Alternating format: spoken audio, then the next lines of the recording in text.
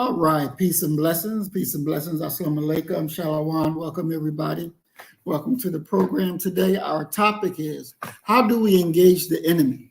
Should we be a warrior or a statesman? We're going to look at a few different videos and see what we can learn from those things. In the time that we are now, it is very important that we understand how should we conduct ourselves either as a warrior or as a statesman. And so the first question to the panel that I'm going to ask, how would you define being a warrior in modern times? And how would you define being a statesman in modern time? So we have a clear definition of what we're talking about. And I want to take this time out to welcome Tranquil to the program. Peace and blessings, Tranquil. And Mayat, peace and blessings. Welcome to the program. All right. So, and again, our topics today is, how do we engage the enemy? Should we be a warrior or a statesman? And we'll go ahead with you, Doc. How do you define a warrior and a statesman? Can I do it in reverse order? I would say that actually a statesman is going to be a diplomat who is probably in any and every way not threatening any act of violence or coercion. That if their negotiation does not work out, they're willing to come back to the table. And there really is no encouragement to see things their way. A warrior, I just finished teaching Things Fall Apart, Chinua Achebe's great book with the great warrior, Okonkwo.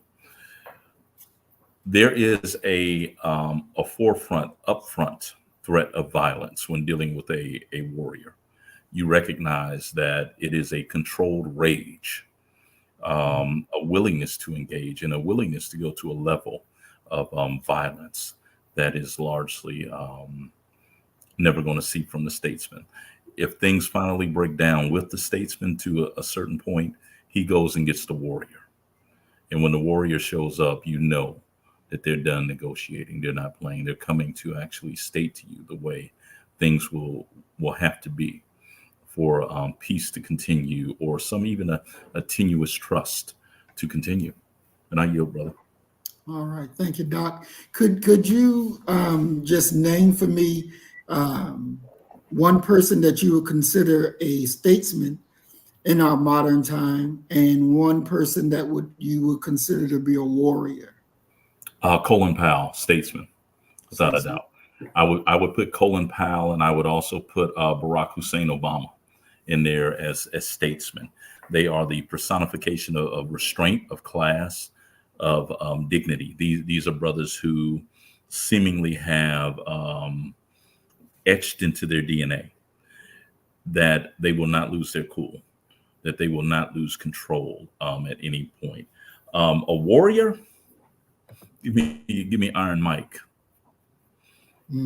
That's my warrior.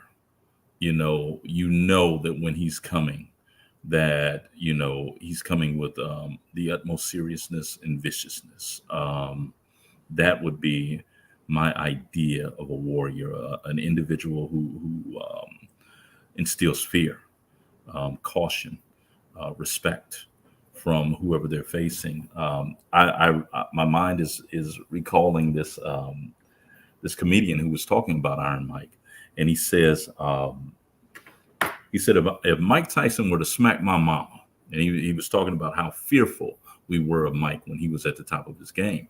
He said, Mike Tyson smacked my mama, I'd have to find out what she did first before I engaged him. And that's in many ways a warrior. You're talking about a special individual. We have a lot of individuals who claim to be warriors and promote themselves as warriors, but I'm talking about Hannibal. I'm talking about Iron Mike. I'm talking about individuals. I'm talking about Nat Turner. Individuals who, when they come, they're coming. To use one of the greatest analogies of a gridiron warrior, Ray Lewis. When Ray hits you, you stayed hit. Warrior. It's not about emotion. Any emotion involved is going to be rage. It's going to be rage, and that's just what it is. Mm. And Maya, she put down Huey P. Newton as a warrior. I don't know. And I don't know. I thought you would say Huey. No. Explain. Huey's a statesman. Huey's a statesman. Don't be fooled into thinking that the guns and things are a sign of Huey being a warrior. Eldridge was a warrior. Eldridge Cleaver. He was a war hawk. Eldridge wanted revolution immediately. Huey was trying to actually uplift Black America internally. He knew that if he sent us out there, that we would end up being slaughtered. Eldridge he didn't seem to care about that. Kathleen Cleaver, Eldridge's then wife. I think she's Kathleen. She was Kathleen Neal, then Kathleen Cleaver. I'm not sure what her last name is now, but she has this great quote where she says that Huey P. Newton, Bobby Seale, and David Hilliard should be brought up on murder charges. The victim, the Black Panther Party, because they were not willing to go out into the streets and to cause war. I mean, you got to remember that the hitters and the warriors of the Black Panther Party, a lot of them ultimately ended up in the Black Liberation Army, and ended up with that last name, that regal last name of Shakur, Mutulu Shakur, Asada Shakur, Afeni Shakur. So I would put Huey as a warrior. Huey's an intellectual. He's a thinker. He's a theoretician, a philosopher. Eldridge, warrior. Eldridge is likely to pull a gun out and shoot you right now. Interesting. All right. Thank you, Doc. Okay, Maya says that's true, Doc. I forgot about that. Eldridge wanted blood. Sister Cassie, what say you? What is a warrior and what is a statesman? Wow. You know what? For me, a warrior, I'm going to give you my example of a warrior. It's Khalid Muhammad. I'm just saying. That's my warrior, okay? He meant business, okay? He wasn't playing with him. And he told him exactly, how he felt. And that's just what it is. Ain't no sense of beating around the bush. It's handling your business, because I think that's what we have to be right now, warriors. Okay, we at war. When you're at war, you're a warrior, right? I don't know what the statesman is. Okay, we can talk about that. For me, because we're at war, it's all about being a warrior. Excellent. So Doc gave two examples of statesmen. One was Colin Powell and the other was Barack Obama, that they carried out their political goals in a manner that reflected well on the race. Really? Okay. Well, I don't have any examples as far as statements, because I don't think either one of them. I definitely don't see where Obama did anything for Black people. Okay, so I have to, only way I can, revert that or relate that is for somebody that's doing for us. I don't see anybody in our community right now that who's relating to us, who's doing for us. So I can't even come up with an example. Do you have an example for me? I mean, I understand, but the two people that my brother, said, looked up to, they didn't do anything for Black people. So no, I can't. That wasn't the question. The question was statesman, not that did anything for Black folk. But to the me, question was just purely statesman. But to me, maybe I have the wrong idea of a statesman. To me, a statesman is a person that's going to do something for you. No, I don't know. Maybe. No, because even when we look at Colin Powell, and he was the Secretary of State for George Bush, so he had to go out there and he spoke George Bush policies. He spoke what that administration was about. Now, when they struck down affirmative action in the schools, I think in the colleges, and Colin spoke out against that. he wasn't in agreement with it. And he said, I'm not speaking on behalf of the United States or President Bush. I'm speaking on behalf of myself. I think that's a mistake. We shouldn't do that. So, the statesman is just what it is. What do you think a statesman would be? And if you need to tailor that job to speak on behalf of our people, then you can tailor it to do that. Even with what you were saying, as far as the art and what they were there to do, I don't know. I'm gonna stick to my answer. I just I'm trying to even think of who I would even, because you have a lot of people that fit that bill, but to me, it's in the art for me. It's in the art of defending and honoring your people. I guess we could put, I don't know. Because I don't know. I don't even know how to answer that right there. So would you say Marcus Garvey was a statesman? How would you define him? Okay, we're gonna look at it like that. Yes, I can say that. But as far as when you're talking about the government, there's so many people in that realm that's just there. And as far as really doing what they're supposed to be doing for real, I don't think they fit that bill. It's just, it's all buddies and, hey, you got some, even Colin Powell said, oh, I don't even agree what they're doing, but he still did what he did. So yes, let's do Marcus Garvey. Garvey, let's do that. Let's look at it that way because he was at least trying to do something for us. I guess I just can't look at anybody else like that because they aren't trying to do anything for Black folks to free us, to help us to get free. Marcus Garvey was at least trying to help us to get there. So maybe, anybody else, if you're not here to help us to be free, what are you doing? I don't know. So Cassie, let me ask the other side of that now. Okay. Because you or we all have our way that we think we should be free. So I'm going to play devil's advocate with Colin Powell.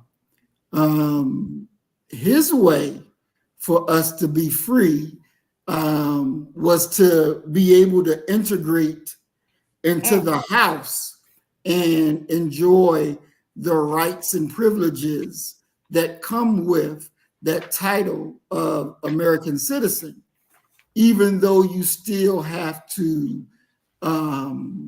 fight your way through.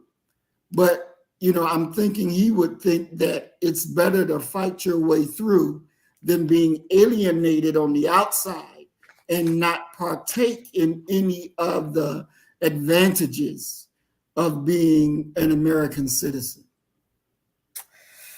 Here we go again with that. But let me go there. Okay. I understand, but Colin Powell had the mindset was different. Okay. He didn't have, to me, okay, let me just go another way. Him and Marcus Garvey was two different mindsets. You understand what I'm saying? And they did it two different ways. So I understand what you're saying, but Colin Powell, to me, that wasn't going to get us free. The way Marcus Garvey was doing was going to be freedom for us, real freedom, separation, real freedom. I don't think I need to mix and mingle in order to get free. I don't see how that's going to help me to get free. What's going to help me to be free is totally separating, building up our economy and building up our needs and, sourcing out as far as building. You understand what I'm saying? I don't see how what Colin Powell was doing was going to help us to be free. It's about the mindset. You're talking about two total different mindsets. So I'd rather have a mindset of me separating myself here, okay? And let's come on and build some warehouses, do some merchandise, buy some land separately from them, okay? Black Wall Street wasn't built on us coming together with them. Black Wall Street was built on us separating and pooling our monies together and building. They built a whole city so it can be done without them. So go ahead. Let me ask you this on that, Sister Cassie. Okay. Now, was that a result of them wanting to be separate, or was that a result of them being, separate? Them whites saying, y'all can't come here, you can't come here. They didn't have a choice but to be free. They didn't have Wall Street didn't have a choice but to be free. That's, because back in the day, they was, excluding from everything. They couldn't do this. They couldn't do this. They couldn't do this.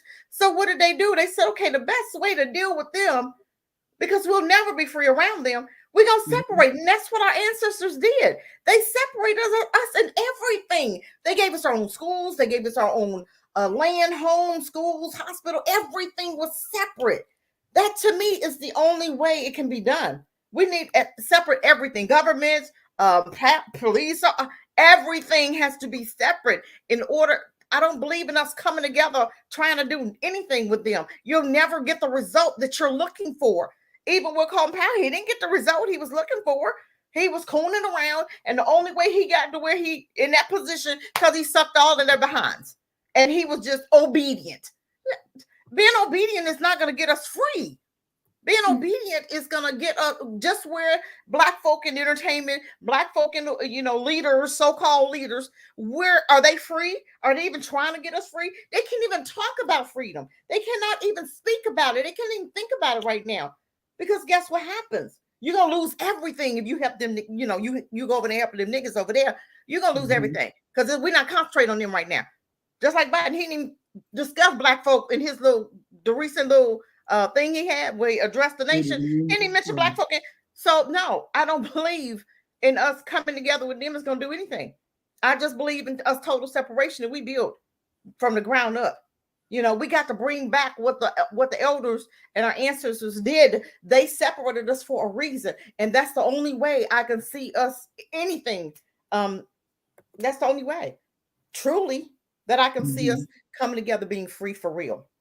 Okay. So I hope I explained that right. I hope So what Tranquil said, Julian Bond as a statesman. What are your thoughts on Julian Bond? See, it's still, to me, and I guess maybe my thinking is just different. If it's totally about us, and that's the only way I can look at it. Right. If it's totally about us, then we can move forward. But when you're talking about still coming and doing all of this, I don't know. I mean, I just don't see it. And maybe it's just my mindset. Okay. So I want to, there was a few years ago, there was an event that I was invited to speak at, and I went and I spoke, and a sister in the audience, she said to me, I agree with everything you said. I agree 100% with everything you said. But the way you said it scares the hell out of me. And because it scares me, I can't join you. But I do agree with what you said. And, I thought on what she said. Then there was this brother who messaged me on Facebook and said, I want to follow you. I'm going to be down. I want to join up.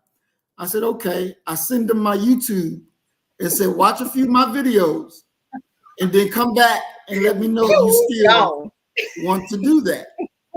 And he watched the video, came back, and was like, oh, no, bro. I can't do that. See, they're not ready. He said, you're fire and I'm water. I can't do that. He said, but I'll keep watching you. I'll keep watching, but I can't join up. Even with that, how we going to get free? It's going to take that and more.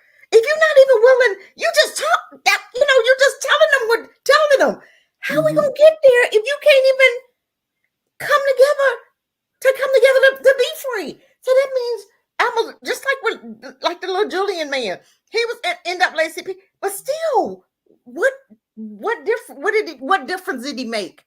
We have to understand when we come into their stuff, we still what?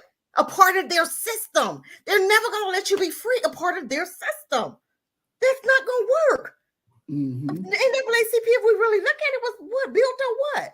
Who created it? So how was he really a bonds or what you call it, or whoever, a statement? How? Right. To me, you got to be free. That's the only statesman I know. And I don't see none of today. I just don't. But see, what those two things, that brother and sister, what they taught me that I carry with, to this day, is that I can't speak to every audience, right? I'm a warrior. I can't speak to every audience. There has to be somebody else that when it's that type of person that go and speak and still get the mission done, and not me. Because okay, but what type of person is that though, for real, brother Maurice? What kind of person? What kind of people? Because the two individuals you're talking about, they would never talk like that, nor would they ever do that. So how are you going to be free? I seen a young lady today, and she's building this. And I'm not trying to cut you off, but I was just even with what you were saying. Fear is fear. But you had a young lady, and she's building this cafe city or something. And she said, yes, she talking real good, right? I was following her, and I'm listening to her. And then she said, but it's for everybody. You ain't learned yet. I can't rock with that. I can't rock with that. I can't. It's got to be for me and my Black family, and the hell with everybody else right now, because we are the 911 and we in a burning building. I don't see nobody else in that burning building but Black folk. So when you have and this is a young woman, 45, little young woman, but you still don't know your enemy because you're doing that Christian stuff. You still don't know your enemy. And a lot of people, they can't rock with our mindset. It's only certain people like us in the world. There ain't too many of us. Because they ain't too many. 2/3 of them die. Wouldn't that be the job of the statesman? The statesman, the job to go out and get them, because that statesman would be able. Say that again, Sister. How do you get them if they sound like us? Because you still got to sound Black. You understand what? Because a statesman, a coon. That's what a statesman is. That what you're talking about? No, not a coon, not a coon. Because we have to have statesmen. We have to have them. I understand what you're saying, but so you're saying the statesman is somebody that's going to talk around, mean what we mean, but going to talk around to get the results that we need. But they may not. The statesmen may not be, they don't say, oh, cracker this and cracker that. Statesmen ain't going to say that. I understand. They're gonna talk in a more acceptable way, I guess. Doc, help me out here. I'm thinking about the Phil Donahue show.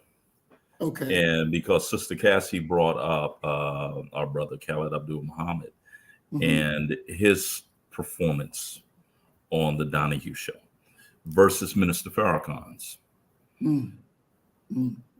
Minister Farrakhan, my Aunt Joan, may she rest in peace.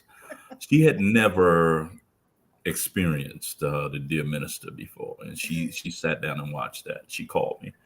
She said, "Now, that nigga there, that nigga dangerous. He got me."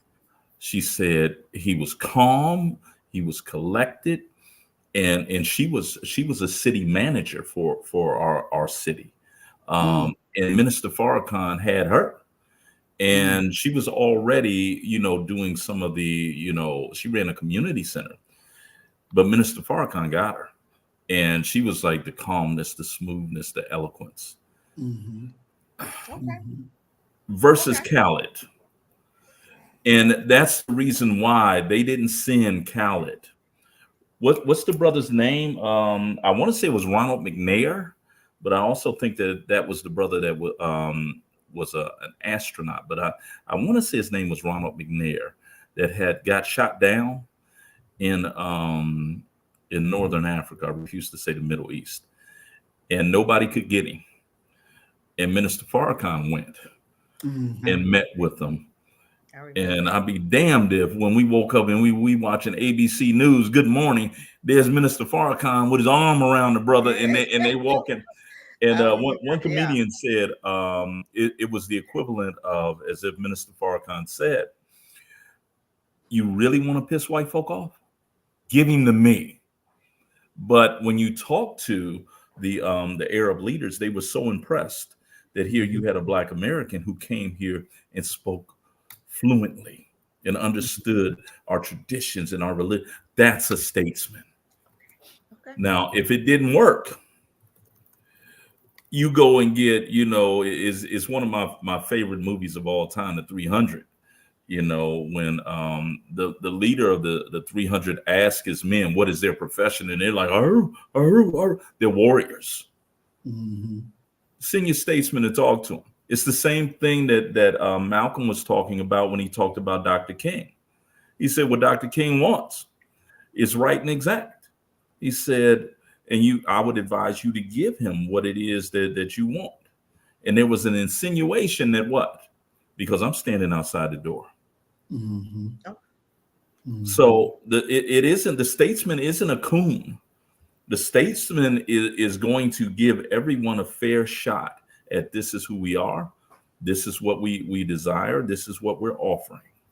Now, if that's not even possible, let me go get Khaled. And when Khaled them step in, when the FOI step in, it's that moment of Spike Lee's Malcolm X. I love it. It's a moment where Spike says he said out of all his films, it's that moment that he wishes he could go back and he could refilm, because he would change the words of the police captain from "that's too much power for one man to have" to "that's too much power for one Black man to have."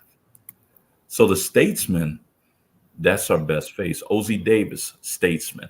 Harry Belafonte, statesman. Sidney Poitier, statesman. I wouldn't call any of those brothers coons or cowards. But I would say that they present themselves in a way where to deny Minister Farrakhan after what you saw on the Donahue show is their way of screaming at us and saying, never. And now once we've gotten that never, that you intend for us to be enslaved forever, now let's go ahead and make the move that we've been preparing for this entire time. Just because we sent a representative doesn't mean that we ain't been preparing for war the entire time. Exactly. And Doc, here's that brother that you were talking about right here. And this is Minister Farrakhan. This is President Ronald Reagan. This is at the White House. It's Messy Jesse right here. Yeah. Racist Reagan. Yeah. And there's Vice President George Bush in the back over there. That's Clyburn right there. Yeah. He still look exactly the same. That brother like Cicely Tyson. He looked old his entire life. Because this photo has got to be going on 40 years. Oh my goodness. Yeah. Wow. But that was when he. What was the brother's name?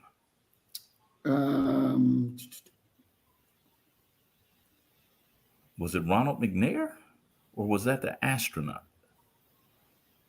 Yeah, it must have been the astronaut. It don't even say the brother's name. Yeah. It just mentions all the white folks there. Edwin McGeese, Casper Weinberger, James Baker, John Poindexter, David Gergen, and George Schultz. They ain't even named name Clyburn. Brother, what does that tell you? That's a shame. But That's a that's, you shame. know, He's but still that was useless.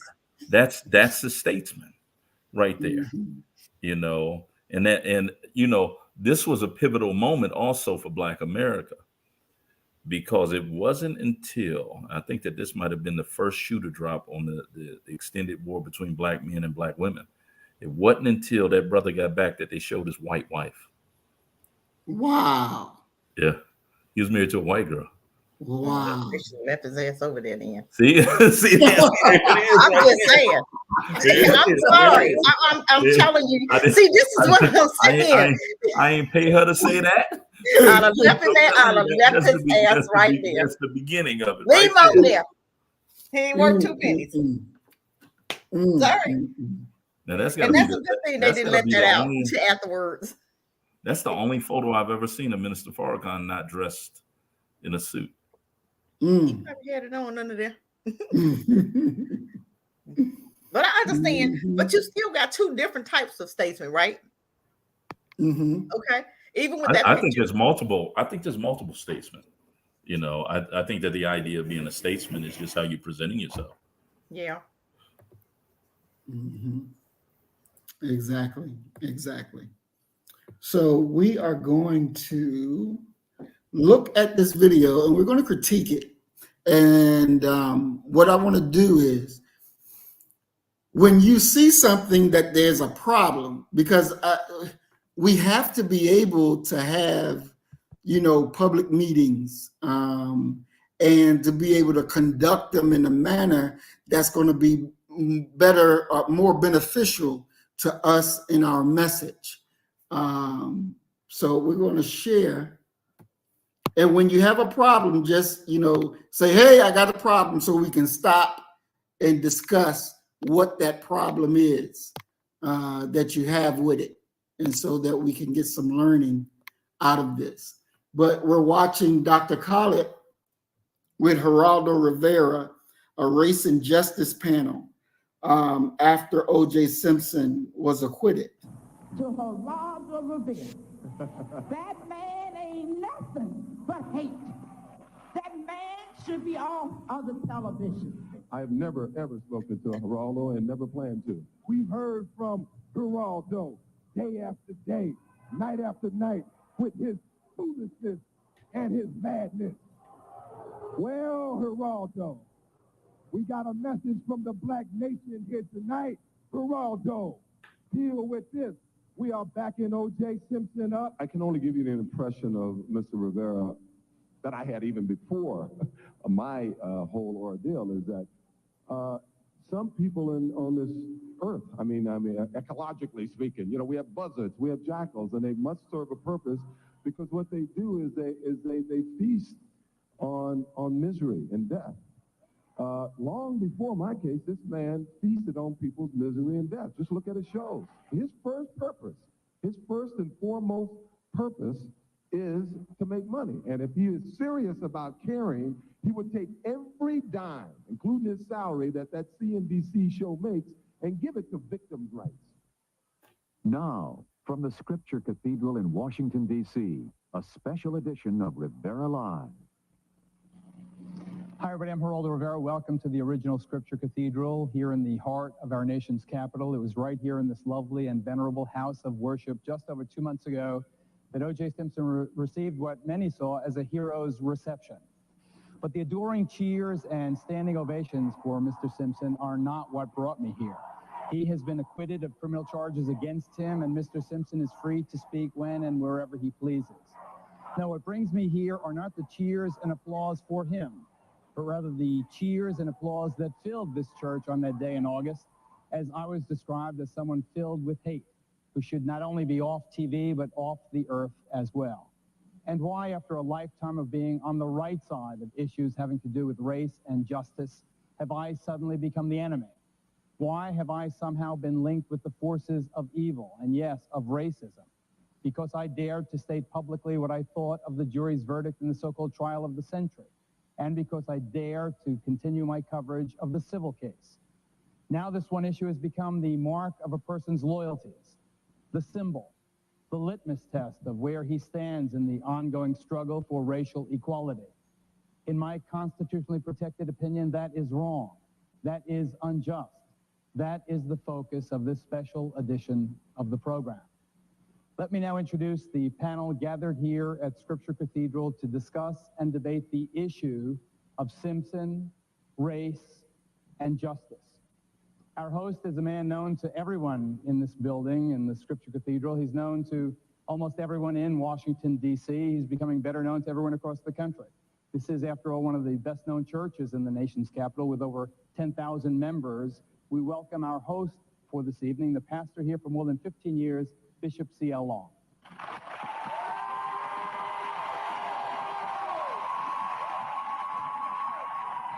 Bishop, I begin this program, if I may, sir. I begin with an apology. There is nothing poor about either this church or this congregation. I said that on the night of the 28th of August. I spoke emotionally and I spoke without the facts. This is a church rich in history, rich in spirit, and it is certainly a church of working men and women. So please accept my apology. I ask you, sir, as we begin, what do you hope this evening achieves? I hope, Geraldo, that you live up to your commitment to this community. And when you leave this community, I hope you will leave something for the people in this community for our Morehouse program.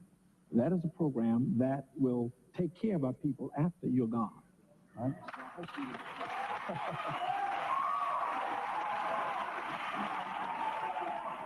Bishop, I thought you were going to mention my donation.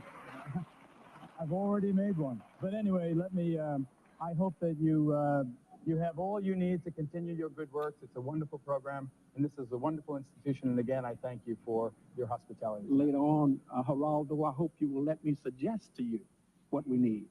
I shall, Bishop, I promise. Now let's get to the issue. I list our other panelists in alphabetical order. Christopher Darden is the longtime Deputy District Attorney for Los Angeles County. He is the author of the bestseller In Contempt, his account of the Simpson case, in which he served, obviously, and as you know, as co-lead prosecutor. Mr. Darden currently teaches law at Southwestern University in Los Angeles. Minister Khalid Abdul Muhammad is the former national spokesman for the Minister Louis Farrakhan of the Nation of Islam. Dr. Alvin Poussaint is a clinical professor of psychiatry. He is an associate dean at the Harvard Medical School. He is a nationally recognized expert on race relations and the dynamics of prejudice. The attorney Malik Zulu Shabazz, a man I've come to know in the recent weeks and months, chairman of Unity Nation, a black nationalist community-based organization, and a member of a group called Black Attorneys for Justice. E.R. Shipp received this year's Pulitzer Prize for commentary. She writes an opinion column for the New York Daily News. She is an assistant professor at Columbia University Graduate School of Journalism, one of my alma maters. My friend Tavis Smiley, a radio and TV commentator and the host of the late-night program BET Talk. He is the author of the critically acclaimed book Hard Left, and he has been chosen by Time magazine in 1994 as one of its 50 leaders for the future. Chris, let me start with you. The introductions took so long, we only have 3 minutes in the first segment, but let me get right to it. Is it possible to be both scornful of the police, as you are and have stated you are at times, and scornful of the jury's verdict in the case you prosecute? Well, I think that you have to try and be objective when one is analyzing such an important case and such an important issue. In this case, the police made mistakes. They have made mistakes before, and they ought to be called on those mistakes. But then, too, once you analyze the mistakes and look at those mistakes, one ought to determine whether or not those mistakes are so serious that it somehow impairs one's ability to see the truth. I've looked at the evidence, and I believe that I know what the truth is. I think the jury was wrong in Los Angeles, but that is the jury's verdict. As you say, Mr. Simpson is free to go and come, say what he wants to say, wherever he wants to say it. That is our system. Malik, I'm going to call everybody by their first names. I'll give you Except me. I give except the R. I call you Ship because you call yourself Ship. Okay, I got to stop it here because I got this thing here. My thing is, with dealing with Chris Darden, he doesn't, float our way at all. He definitely 100% on the cracker side. I wouldn't have let his ass in the meeting. He should be honestly fearful to be around us. He should be very fearful to be around us. But of course he's not, because he thinks, niggas ain't gonna never do nothing, so that this is the first mistake in my estimation of having that honky nigga up here amongst our people on an important topic. Should never been. He shouldn't have been on that panel. I don't know if y'all picked it up, but Geraldo said to the pastor, well, when the pastor was talking about, well, you need to leave some money in their school fund once you're gone. And then Geraldo was like, well, I already gave you a donation. I'm surprised you ain't mentioned it. And it's like, well, damn, the money got to change hands like that. So it brings into question the pastor's loyalty. Are you one of these that's going to huck and buck, and as long as he passed you the money under the table, then you all cool and dandy? I have a problem with that. I think that's a big issue, What do y'all think about that?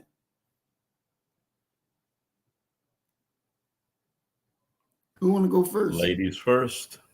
This is Cassie. Oh boy, I tell you, it's so much about that video, but I want to talk about the Christopher. I'm just gonna say this: everybody gonna make it. We invite anybody and everybody to the barbecue, and we don't ever check any bad behaviors, so people continue with that bad behavior. Candace Owens, we can just go down the line. We have so many in our community that are just so disrespectful and just so self-hating that they actually want to do everything they can to look good in front of white folk, and he's one of them. I wish more of the team had been there that defended OJ, because my thing is, he asked a question about the pastor, about the police, and a lot of times they don't understand what we go through because they don't experience it. So I would have liked for somebody in that audience to break it down so that Geraldo would have understood. Okay, I know you don't go through this, that, and the other, but we do. And because a lot of white folk act like they just don't see what's going on. Well, you had to do something for the police to do this. Well, no, we don't have to do anything. But it's time for us to let's start just hold people accountable. Let's just be black. We can't change who we are. But I guess we can say it a different way. But I probably won't, but I'll hire somebody else to do it for me. I'm just saying. It ain't gonna change. I'll hire somebody to say it right for me, okay? And then know that Cassie's around the corner. So if you don't say it right, I'm coming behind you so I can say it right. I'm just saying. I rest my mic. I'm gonna have to hire a statesman. Talk to it. Doc, what say you? Yeah, you definitely gonna need who's the person that talks for the president every week? They got the sister doing it right now. When we get Cassie Land rolling, you're definitely gonna need to have a upfront person. Okay, man. The question of should Darden have been included or not? I won't deal with Darden specifically, but I do believe that there is there's value to be found in a diversity of voices. The only exclusion that I would have, and I don't know Darden well enough to comment upon him, but I do know a lot of Black conservatives and libertarians and what have you.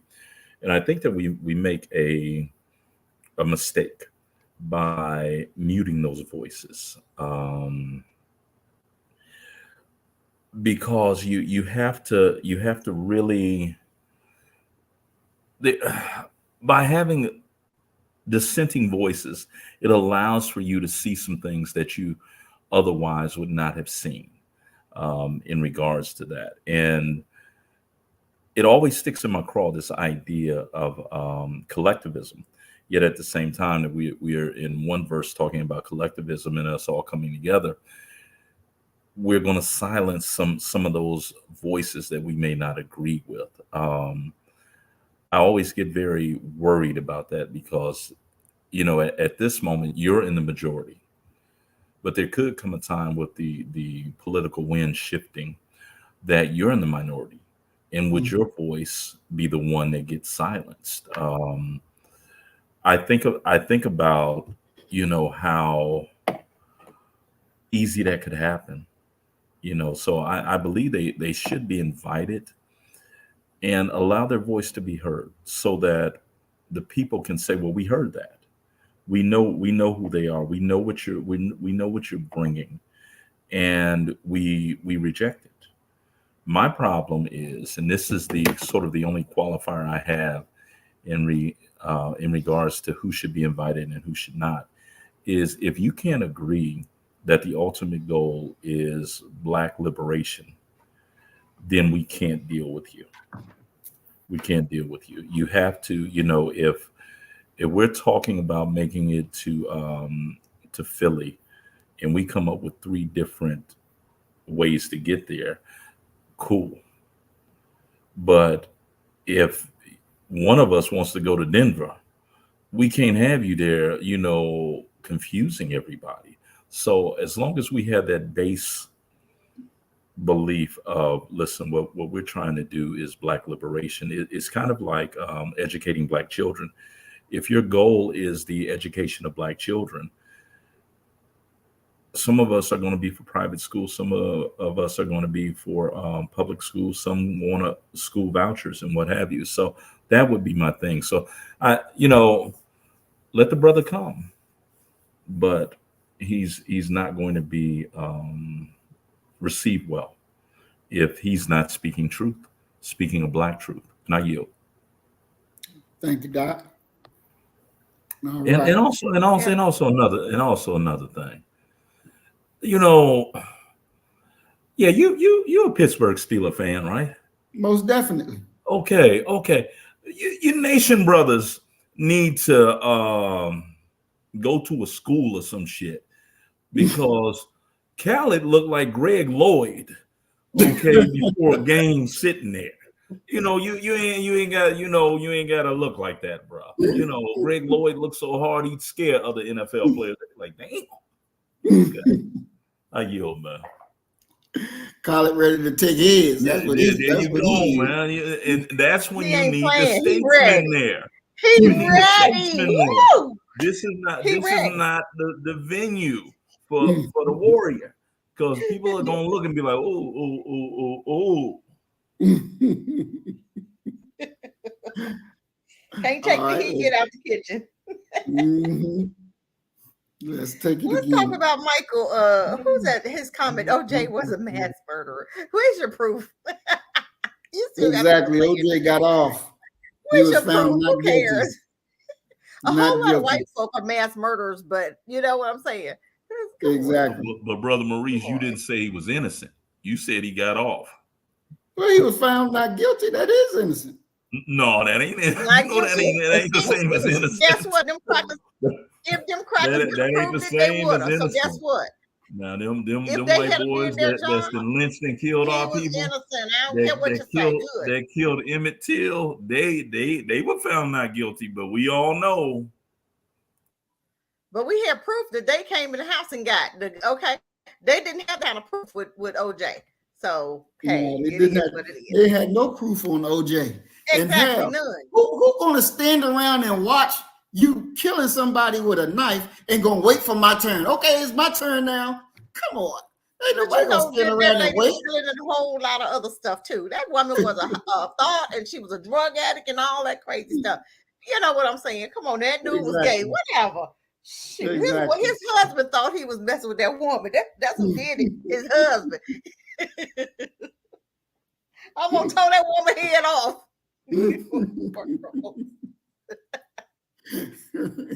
Oh, And Lord. you know, I want to say this too, because in defense of OJ, when he got out and was, you know, found not guilty, he came around, you know, pro-black people, and he was hanging out, you know, but you know, it Too didn't much last for long. It was too Didn't much for stick. It was a little bit too much for him. But he did attempt. He did try, you know, to be with us. But Did you see that? Did you ever see that footage of OJ when he did get out, and he went right back to the same community? mhm, They had him at a gas station waving and saying hi to white folk, boy. mhm. I was like, bruh, it's over.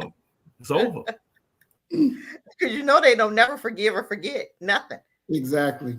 They held on to that and gave him 25 years for going back to get his own property. His own Come stuff. on, let's work. Let's figure that one out. Make that one make his own stuff was stolen His from own him. stuff. From him, he went back to get it and got 25 years. Give me a break. Come on now. For stealing some your own merchandise. Come on, how do you steal your own stuff? You know they were waiting on. Boy, that judge should have got debunked. She should have got her little. You know, come on now. Exactly. You And I already know want to what take that this was time about. out to welcome Michael Novak to the program. Peace and blessings. Welcome, you're here. Now we're going to continue with the video. About the jury verdict in the criminal case, the litmus test rather, of whether or not the person is a racist. Let me put this into context. I have to give you credit for showing up. You've been subpoenaed here, showing up on your own recognizance to the People's Court of the Black Nation. In this case, the matter of the Black community versus the defendant, the white racist media, and Geraldo Rivera. You were indicted here on August 28th and booed by this crowd. And you were indicted on October 16th at the United Nations in New York City and booed then. We are charging you and your co-defendants, the white racist media, with counts of being guilty of attempted lynching of O.J. Simpson, of being guilty, hold on, let me finish my statement, of being guilty of the criminalization and dehumanization of black people, of being guilty of the wrongful death of the black male image, of being guilty of treason, of being guilty of intentional infliction of emotional distress. Everybody here in this audience can agree, Mr. Rivera, that you've gone absolutely OJ crazy, and you need to check yourself. let me wrap it up. I got a big panel. Let me state that since you love putting OJ Simpson on trial, we're going to put you on trial tonight, and if the evidence fits, then we cannot and must not acquit. Okay. All right. Bishop, as we go to the first commercial break, and then I'll get to our four panelists. Would you like to say something more compassionate about me? All right.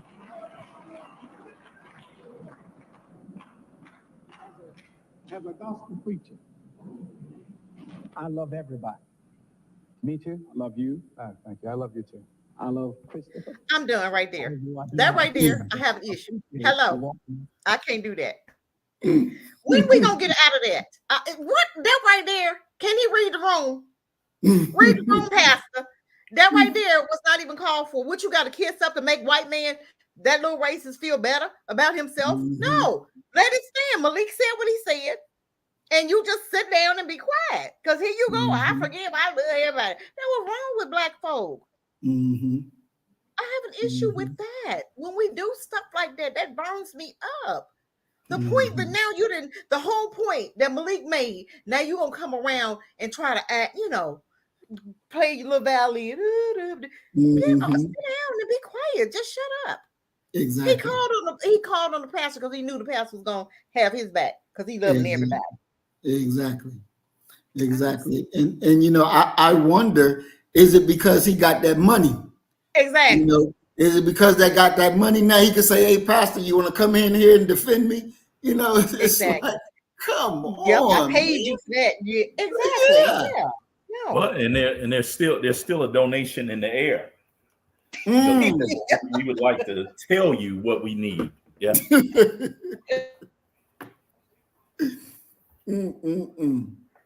Doc, is now this pandering that's going on.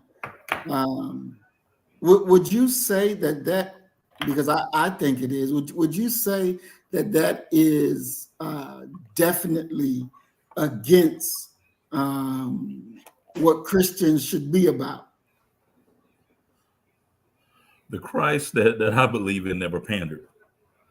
And so it is certainly not Christ-like. The one that they're this lukewarm milk toast position that so many Christians, even pastors, advance is antichrist. Like they don't have an example. There is nothing in Scripture that tells you to come out here and to pander to Pharaoh. Pander to your enemy. The Christ that I serve is one who said, if you go with the gospel somewhere and they don't receive it, you're supposed to take your sandals off and shake the dirt out of your shoes, and keep on moving, going some other place. So, yeah, I mean, but the problem that I have with that is with what he's doing is that when you already are dealing with a mountain of skepticism and righteous, well-deserved skepticism and scrutiny and being critiqued, and then to come out and do this, you're adding to that. You're not advancing Black America. You're not advancing the body of Christ. And it's just what it is.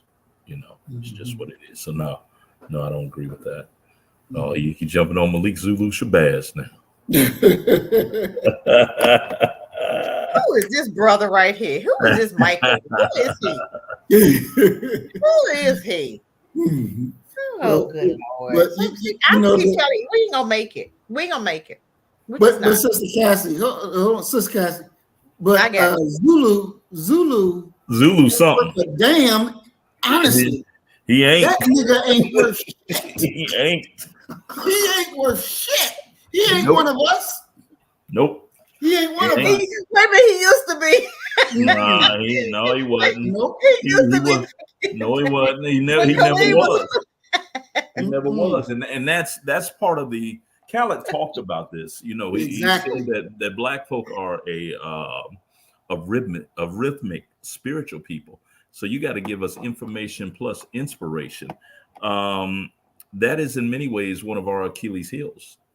The fact that we have so many eloquent brothers in our midst, and our people get wrapped up in those emotions. And I don't care what religion, what faith, what political affiliation you are, they get moved. Black folk get moved. And I can tell you, as somebody who's spoken a lot, if I can get you to laugh, I can take you wherever I want to take you. The moment I get them, hey man, brothers, speak on it, walk with it, I got them. Yeah. And I can walk you into a Ku Klux Klan robe if I wanted to, because there's something about when your emotions shut off or mute or supersede your logic.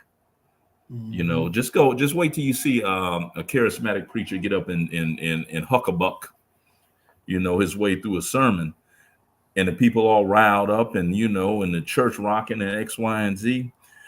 Go up to them 15 minutes later and ask what he talked about. And I guarantee you they're going to say, I don't know, but that boy sure was preaching. Exactly. We want to welcome Norma X to the program. Peace and blessings. We're glad that you're here.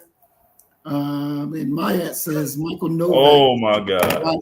Government name. Oh. Yeah, that is true. Oh boy, here we go.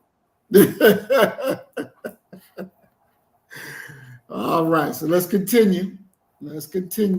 off the set the other night when I was on Mr. Smiley's program.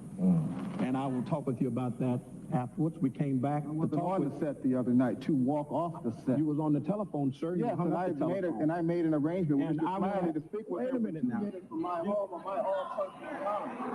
No. Wait. I appreciate a spirited audience. Wait. I appreciate a spirited audience, but don't allow your responses to drown out the answers. That's all. I respect the bishop. And he does respect. I respect the bishop. I don't understand as a gospel preacher, however, why you're always on OJ's case when that trial is over. Why are you still calling him a murderer? Do you really believe that? Bishop, would you have the same response following the verdict in Simi Valley in which the racist white cops caught on videotape beating poor Rodney King? Do you think that I should have walked away and said the jury in that case has rendered its verdict, therefore I can never speak of this again? What I'm saying to you, Geraldo, is if the courts acquitted this man, why are you still on his case? As I said, I will say this now, and maybe I'll have to say it a few times. There was just a man in New York named Antonio Baez, a Puerto Rican man, choked and beaten to death in an incident that had nothing to do with a crime. He was playing football with his brothers. The officer, a man by the name of Lavodi, was accused of choking this man to death. There was a verdict also in that case, Bishop, in which the officer was acquitted, despite eyewitness testimony, despite even another officer saying that indeed the officer had choked him to death. Should I walk away from that case? Should I have walked away from every case in which a black man was wrongfully convicted by a white racist jury, or a white man wrongfully acquitted by a white racist jury in a crime against a black man? A jury's verdict is not the word from the Lord. It is 12 people responding under the laws of the criminal justice system. That is the trial of the century. This is the civil case that has received more attention than any case in civil court in the history of our land, bar none. I am merely expressing my opinion in what I believe the fairest, most balanced program on television. I appreciate that the people here, generally speaking, disagree with me. I am here to ask only one thing. Allow me to have my opinion. Judge me by the sum total of my life and my career. If I'm getting the rap sign. Let me have the rap, and then I go to the rest of the panel. I promise everyone will have an equal amount, and I will not be speechifying. I just will be. Okay, let me ask you a question. Was it more of him being racist against OJ because he killed a white woman? Or did he really have an issue? Or did he really understand or see something that we didn't see? You don't talk about a man for what did Mike say? He was talking about it for 2 or 3 years.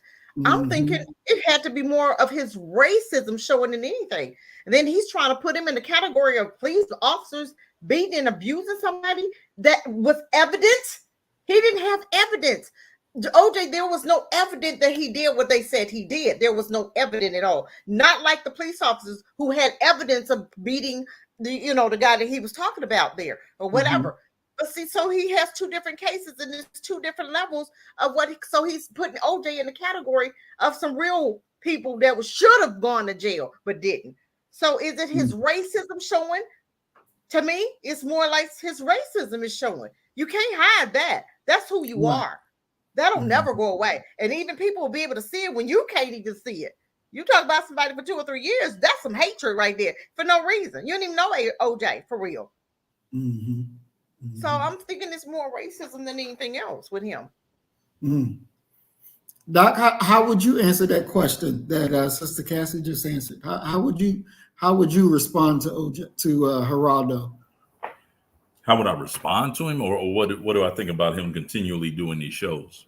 Well, I both, but I want to know first, how would you respond? He said, with the OJ, you want me to stop talking, but if when the white people get found not guilty, you want me to stop talking about them?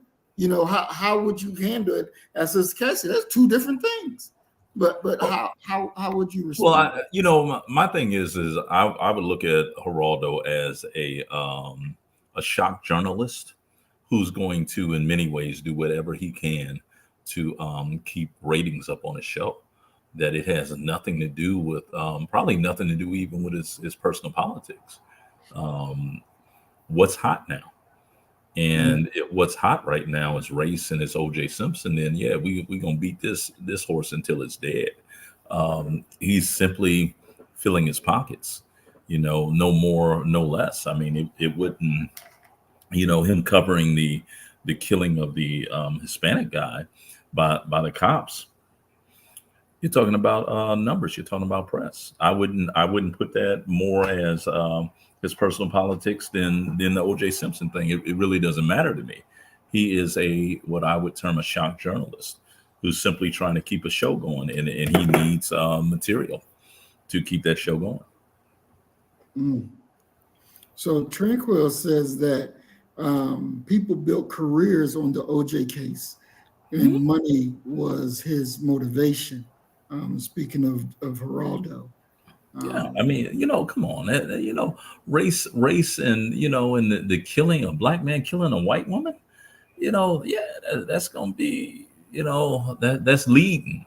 I think back to that very controversial, from the black perspective, photo of LeBron James with that white woman, and they had him like he was King Kong.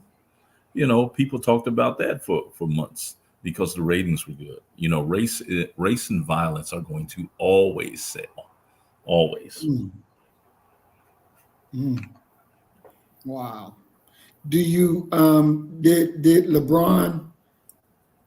Do you think that he understood what he was doing when he did it? No. And he later came out and said that he didn't understand the ramifications, the the historical aspect of black men being looked at as beasts and white women being the ladies on a pedestal.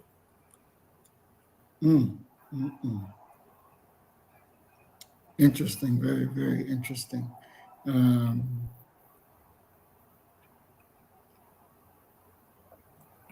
So you don't think he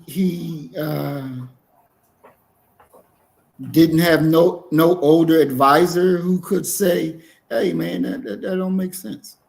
No, because the way I imagine it happened. Number one, LeBron's circle has usually been young guys. One, but it just came out. You know what I'm saying? It was just a magazine cover that just came out. Nobody knew that he was going to be doing that. So, you live and you learn, hopefully. Definitely. All right, let's pick up with the program. I shall return. We are live at the Greater Scripture Cathedral in Washington, D.C. We shall return. Stay tuned.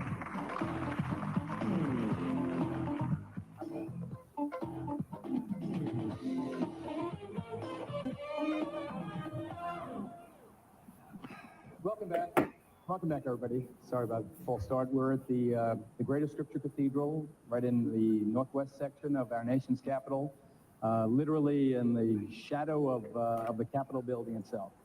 We're still in the opening statements. I hope the program goes 2 hours, but Dr. Alvin Toussaint of Harvard, a man who is esteemed around the nation, an advisor to television programs, an expert on racism. What, sir, do you feel the Simpson metaphor has meant to race relations in the country? Well, the thing that's bothering me now is not O.J. Simpson, which I think we have been talking about and getting stuck on it. But I'm very concerned about a program that's talking about justice for black people. And we have on the program Dr. Khalid Muhammad, who has given some of the most outrageous, crude, gross. You don't have to listen if you want, but understand what we need to do in relationship to ourselves as a people, and understand what Geraldo is doing too in terms of exploitation of this whole event and some of the black leadership in relationship to black people, and then see and try to understand where that puts us, right? How do we appear and how we look? We can't discuss justice for black people when Khalid Muhammad is sitting there, who has said some of the most outrageous anti-Semitic, anti-Catholic things you can imagine on college campuses. He was dismissed by Minister Farrakhan. Not true, sir. He was dismissed by Minister Farrakhan. Hold on. Now, how in the world? I've seen what he said, and that's my feeling. Okay. Who we talking about? Wait, OJ? whoa. Before you begin, was that not the most death-cutting side eye that you've ever seen? I loved it. He was like, I don't give a damn what you got to say over there. That's what his opinion, and that's what my opinion is right now. So you need to shut the hell up and just stay on the subject. God, I told you we all ain't gonna make it. You done got off the the subject trying to throw dibs into Khalid Muhammad, who don't give a damn what you got to say. Because that's what that eye was. And I agree with him. Go ahead. On the video. Boy, Khalid looked at him over there. If looks could have killed, he'd drop dead. I love it. I don't give a dang gone. Go ahead. Listen, Malik, you said no one should interrupt each other, okay? You said that You said no one should interrupt each other. I'm telling you, he has said the most anti-Semitic. He knows he has. Minister Farrakhan dismissed him because he did, right? We all know that, and we all know what he's done. I think for us to be talking about human rights for black Americans in this kind of a setting about dealing with that is setting us all up to look a little bit freakish and clownish in relationship to this whole show, and I think it's another form of black exploitation. And I feel about it so strongly, I'm going to walk out of here. Now, you can do what you Well, why don't you go ahead and walk out? Because we all done with you. There you go. Come on, please. He's afraid that the white folks at Harvard University want to... Bye, Felicia. He got on that stage just so he could have something to say about Khalid. That's all that was. And then when people didn't agree with him, now he want to walk out like a little punk. Go ahead. Bye, Felicia. Bye, Felicia. He was holding it in for years against our brother. Because Khalid, we weren't even talking about Khalid Muhammad. Were we? But he had to put his out there. Nobody care about what you got to say. Bye, Felicia. Exactly. Bye, Philip. How about that? Bye, Philip. Go ahead. Exactly. I want to take time to welcome Twin Pyramid to the program. Peace and blessings, Twin. We're glad that you was able to make it. Missed you while you was away. Should there have been better research on who you're allowing at the table? Because I don't even see how he should have been, allowed at the table in the first place. Because his little, it baffles me that, we would give him a seat that he obviously don't want to be there. Why would we even invite him there to, attack our own giants? That's seriously an issue. What's your thoughts on that, Sister Cassie? He had to say something. My thing is, we have to do better. Let's get the people that's going to do what they need to do. We're not there to talk about Khalid Muhammad. We're not there. He just didn't even read the room. That had nothing to do with anything. That was something he was held that was in his soul for life, his whole life. He had to say something. And to disrespect Khalid like that for what? Because you don't like your blackness? He a coon, and we know he a coon, so he shouldn't have been up there in the first place. Because he probably don't even agree with what he probably is saying that what's his name was guilty. OJ was guilty. But he had to say what he had to say, and because did nobody want to hear what he had to say, I'm gonna leave. Well, goodbye. You should have been invited in the first place.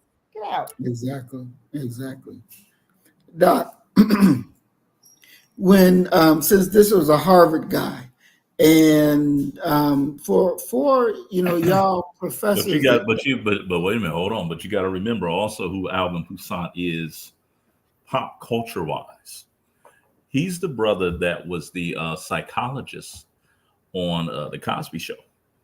the entire time. If you go back and look at any episode of the Cosby Show, you have the name Alvin Toussaint. Yeah. Mm. He was the one that made sure the Cosby Show didn't have any negative images of black folk. That was his job. But go ahead with the Harvard thing, professors. Yeah. So, and you're a professor as well. Now, you are 1000%, black first, and you say what you got to say. And, it's like, you don't give a shit. It is what it is. But when you're dealing with people like that got to keep up their, quote unquote, be looking good for the man. Mm-hmm. How does that actually work? Because you be you and you don't give a damn about it. But how does what work? That dance. Because you got to think that you're always being watched. You're always, what you're saying is being considered. And there will, I'm tenured. And I just went through a couple years ago, 2 years ago, post-tenure review. So you're not really tenured. Okay. You're going to come back up for evaluation and have offended somebody, anybody that's in administration above you. Your black ass going to be up out of there. And it's just what it is.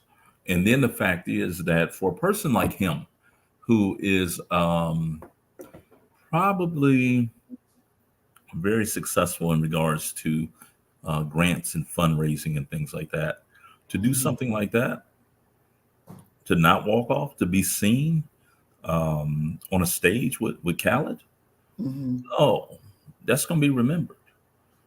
And if they can't get you, they'll get the institution. They'll harm you in some way. And that's what it comes down to. So, I'm sure that he's standing on personal principle, but I also believe that more so it is a professional position that he had to take. And in many ways, he is showing out for those who Exactly. are watching. Exactly. You have to really think, because if it was just based on an individual's principle, he would have just declined. Right. But he accepted it so that he can prove to people publicly that these are my personal politics. And you notice that he named not only Jews, he named Catholics. He went down the roster of who Khaled had offended. Ain't that something? And he has to do that.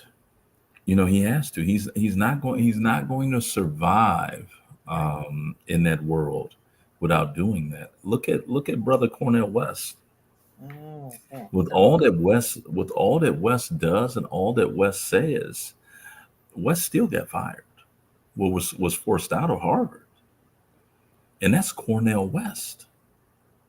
So you can imagine, and it's one of the reasons, to be honest with you, that you don't see more brothers speaking out. And then when you look at the likes of an Umar Johnson, Malik Zulu Shabazz, there's a caricature of black educated men who are quote unquote radicals or revolutionaries that's not flattering. And we can throw your boy Quanell X in there as well, that when you get associated with them, you're immediately discredited. If you sound like them, if you behave like them, you're going to be discredited. And that's the industry. And the industry is not moving one iota for your black self. You're either going to be in or you're going to be out. And if you're out, you're out. And nobody cares. And as Bokeem Woodbine said to Jamie Foxx in the movie Ray, are you sure, Ray? Because it's cold out there, Ray. It's cold. You could be without work forever. And I mean forever in that world. Get labeled anti-Semitic, get labeled whatever they can label you. You'll be without work forever. And I don't care if you're talking about the community college all the way through Ivy League. It is a small circle. So sad. And that brother right there, I mean, who, you know, it's the problem that black folk have with entertainers and professional athletes. You wonder why they do the things that they do and how you cannot really impact them. Hell, you ain't paying them. You ain't paying that brother right there. And he's going to have to make a decision. Do I go down with the ship of Black America, or do I save myself? Mm-hmm. And when you're talking about that, that white dollar is mighty, man. You know, and the influence that comes from it is just as mighty. Well, Doc, let me ask you this, because the universities is supposed to be higher learning, and you would think that healthy discourse would be good. No. So you're saying no? No. Mm-mm. I have an official complaint against me right now that my dean has to respond to, as a result of me being on a panel discussing the movie The Color Purple. Just because I disagreed with the portrayal of Black men by Alice Walker, and I not only talked about Mr. Johnson, I also talked about Brownfield Copeland, the antagonist in the great book The Third Life of Grange Copeland. The rudeness that I was met with, one of the, and even on this show, if you think back, you've heard me ask you, and I know it's one of the results of one, getting older, but also being sick when I was very sick. And I'll ask you, can you give me the question in parts? Okay, give me the first part. Okay, young lady was asking a question and she paused, and so I started answering the question. She says, "Oh, I wasn't finished yet." I responded with what I thought was normal. Well, let me know when you're done. And one of these young girls, and we're talking about 18, 19, 20-year-old Black girls, yelled from the back, "She'll be done when she stopped talking, when she finished." Okay. Another thing that was hurled at me, I don't know where you from. Where you say you from, where you got all these good Black men, because wasn't none where I was at. This is 18, 19, 20 years old. And then after that, they issued a complaint against me that said that I jumped up in front of the crowd and said, "All you bitches and hoes, shut the fuck up."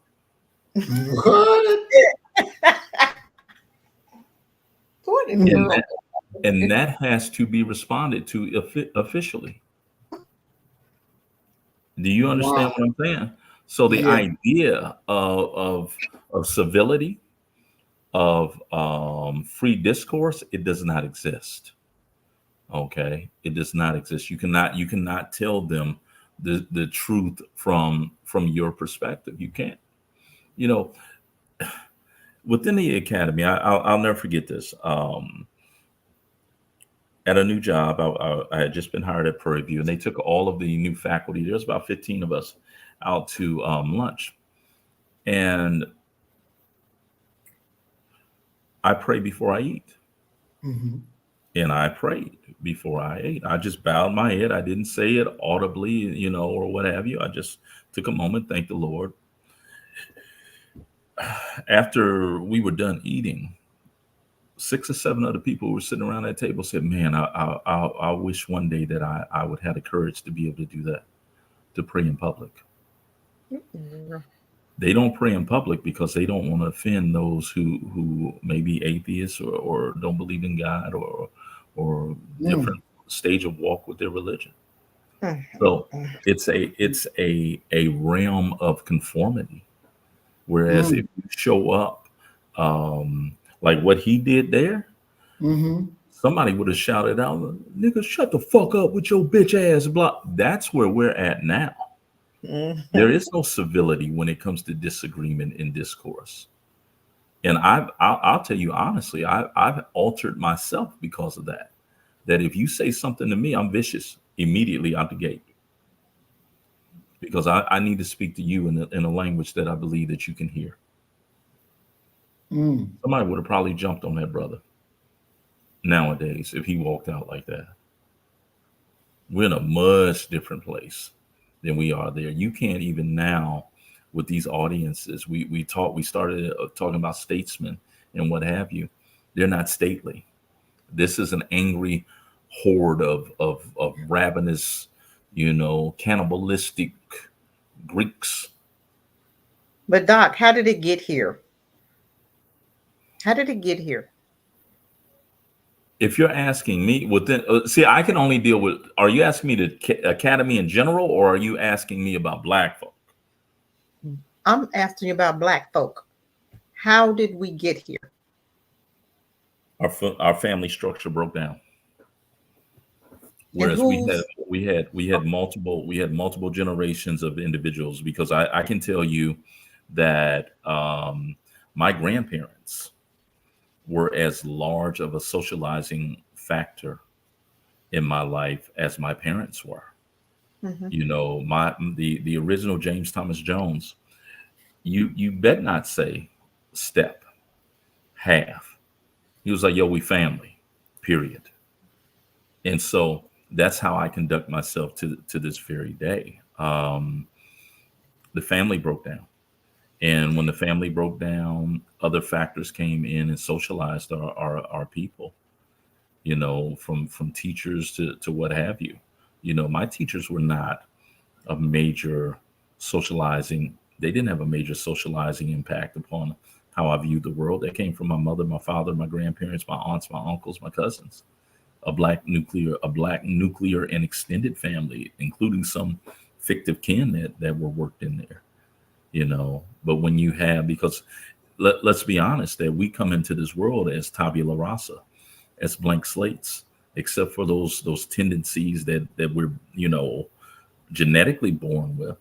Everything else we've learned. And so you have to wonder, how did we get here? The family broke down. I was treating myself. I'm an educator. Don't be fooled by the that I work at a university. I was at Dollar General. I was getting ready to treat myself to something, and I couldn't find it. But the aisle over, I could hear a grandmother speaking with two of her grandchildren. They were probably between the ages of 11 to 12, and somehow they got to talking about food stamps, and those girls knew what date each one of their aunts and mothers' stamps hit. No, hers don't come until the 14th, and then hers don't come until we've gotten here by the erosion of the black family. There used to be an era of respectability that we had, and not for all of us, but for a loud and vocal minority. Yeah, they've lost their way. And how do you get them back when they have they found the worst thing that people who are dysfunctional can find? A tribe and a family. I want to welcome Brother Willie Rivers to the program. Peace and blessings, Brother Willie. We're glad you're here with us. But Doc, let me ask you this on that, because I think, and Sister Cassie, correct me if I'm wrong, but you were asking, how did we get here? Were you referring to, what Doc was saying about the brother who's walking out, and Doc was like, he probably wouldn't make it to get out, and now in a modern time, right, Sister Cassie? Mm-hmm. But I was also wanting to go just a little bit deeper as far as the education, integration, the system set up for all of this on purpose, because I really believe that it had a lot to do with the system, education, and integration. I do believe that if we were still separate, doing what we were doing, minding our business, black business, with our black selves, amongst our black selves, supporting our black selves, educating our black babies, I don't believe that you would see what you're seeing now. If these schools were good for our children, they wouldn't be in them. We have to understand the whole system. It's all related and connected. And we flow into a system that they've created for us instead of us educating, seeing that, okay, this is the result of our children, the result of the rules when they're saying, oh, you can't spank your children. Oh, you can't, just wild kingdom in some of these schools. It's wild kingdom. Mm-hmm. No discipline, no code, nothing. It's horrible. My thinking is it started from somewhere.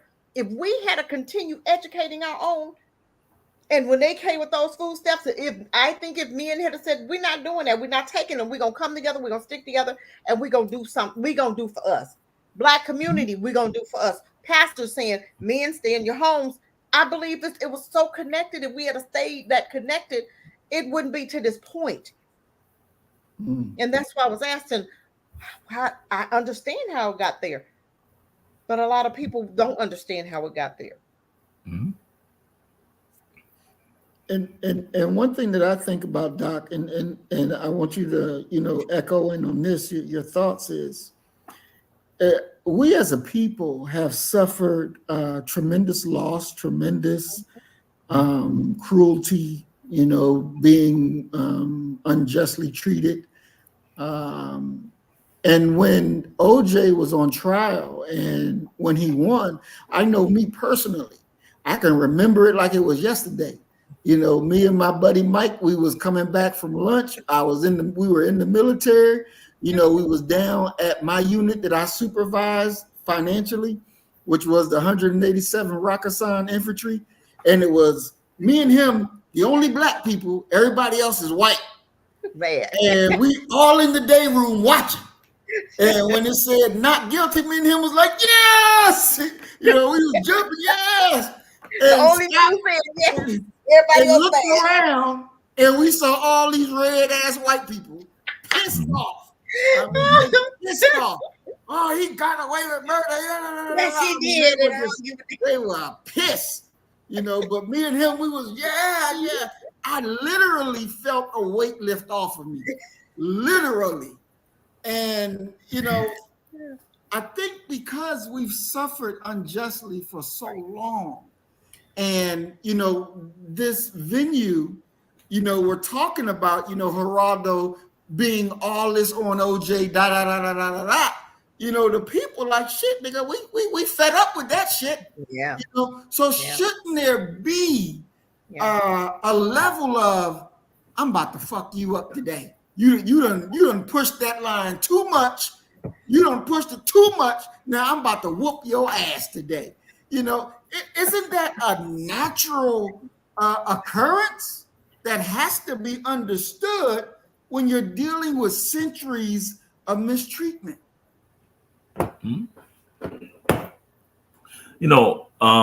Yes. Let me just straightforward say yes to what it is that you just said.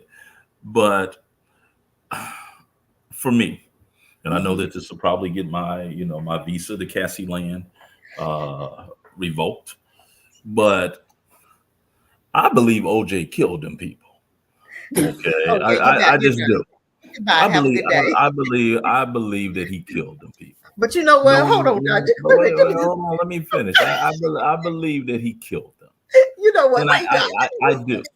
Okay, because there was ain't been no more killings like that going on. And then when OJ came out and said, well, I'm gonna lead an investigation to find out who did it, and he ain't found it either.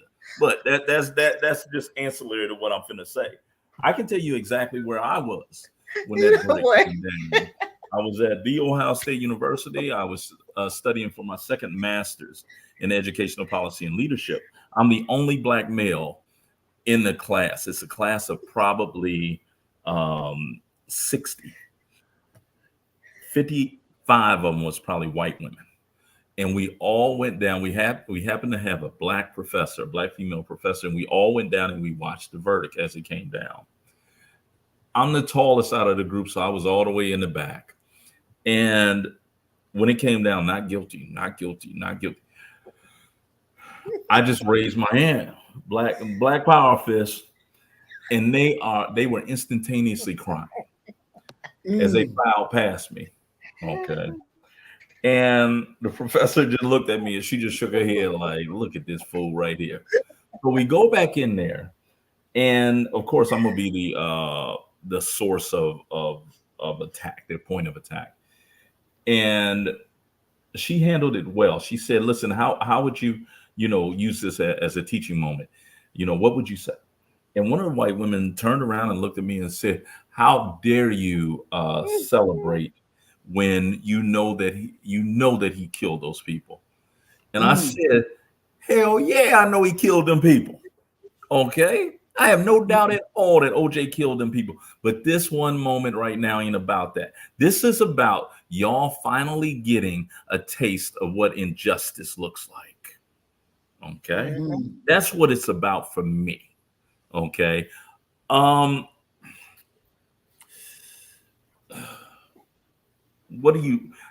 did we get there to where we're at now? We allowed an outside force to come in and define a reality for our people. We went against what Malcolm talked about when he talked about Black nationalism, that the Black man should be responsible for the education, the economics, the politics, and the politicians within his community. Okay. It's just what it is. When you allow and I'm not a conspiracy person, okay, but I do recognize that when you allow an outside community outside population to come into your community and to pour into your most precious resource, the brains and minds and spirits of your children, there's no possible way that they can't get it wrong. Especially when you're talking about a racialized capitalistic nation that we live in. Because to do it right means that they are working against their own children. And these people are coming amongst our children with fear in their hearts. They're scared of these Black kids. 5, 6, 7, 8, 9 years old, they scared of them. Okay, because they don't see themselves in them. One of my colleagues, I won't say his name, we were talking about what we look for when we go into class. He's like, yeah, I'm looking for this participation, blah blah. And I said, I'm looking for me. Because if I can identify me, I can grab that one out and I can get him prepped to go to grad school, to go to professional school of some type. He said, you know what? That never crossed my mind. And I know it doesn't, because you're not thinking about building the Black nation. You're thinking about a check, and I got to get these publications done so that I can move to a higher level than this one that I'm in right now. Because I never imagined that I would graduate with a PhD and be at a HBCU. So how did we get there? An absence of socialization and direction, the removal of men from the family in whatever form and whatever way that occurred. I don't want to argue about how that happened, whose fault it is or what have you, but the men haven't been there. And the male influence is crucial to the development of Black women, of Black girls to become Black women, because the father is going to be the first man that really loved her. And when you get that wrong, there ain't no way to get nothing else that's coming behind it right. No way. Not in mass. Awesome. All right, we're going to continue with the video.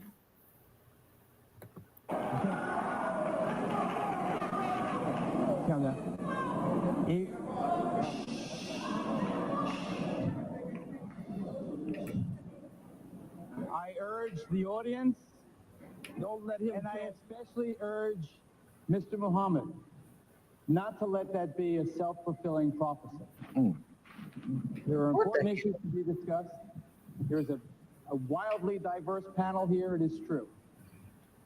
Let's hear from him. Now we hear from Chip. I'm distressed by a lot of things tonight. I'm particularly distressed at the response to Professor Poussin. I hope you were applauding him for having the courage to say what he believes and to make a decision that it didn't feel comfortable for him to be here and he would leave. those of you who were saying get out, I'm really distressed by that behavior. I'm distressed also, As am I. that so much energy has been expended on O.J. Simpson, a person who is not worthy of our obsession. Oh Lord, I'm hearing a whole lot of I'm distressed right now about her conversation. I'm really distressed by her conversation.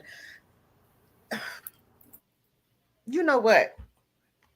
For her to say what she just said is totally disrespectful, for one. For two, wrong is wrong and right is right.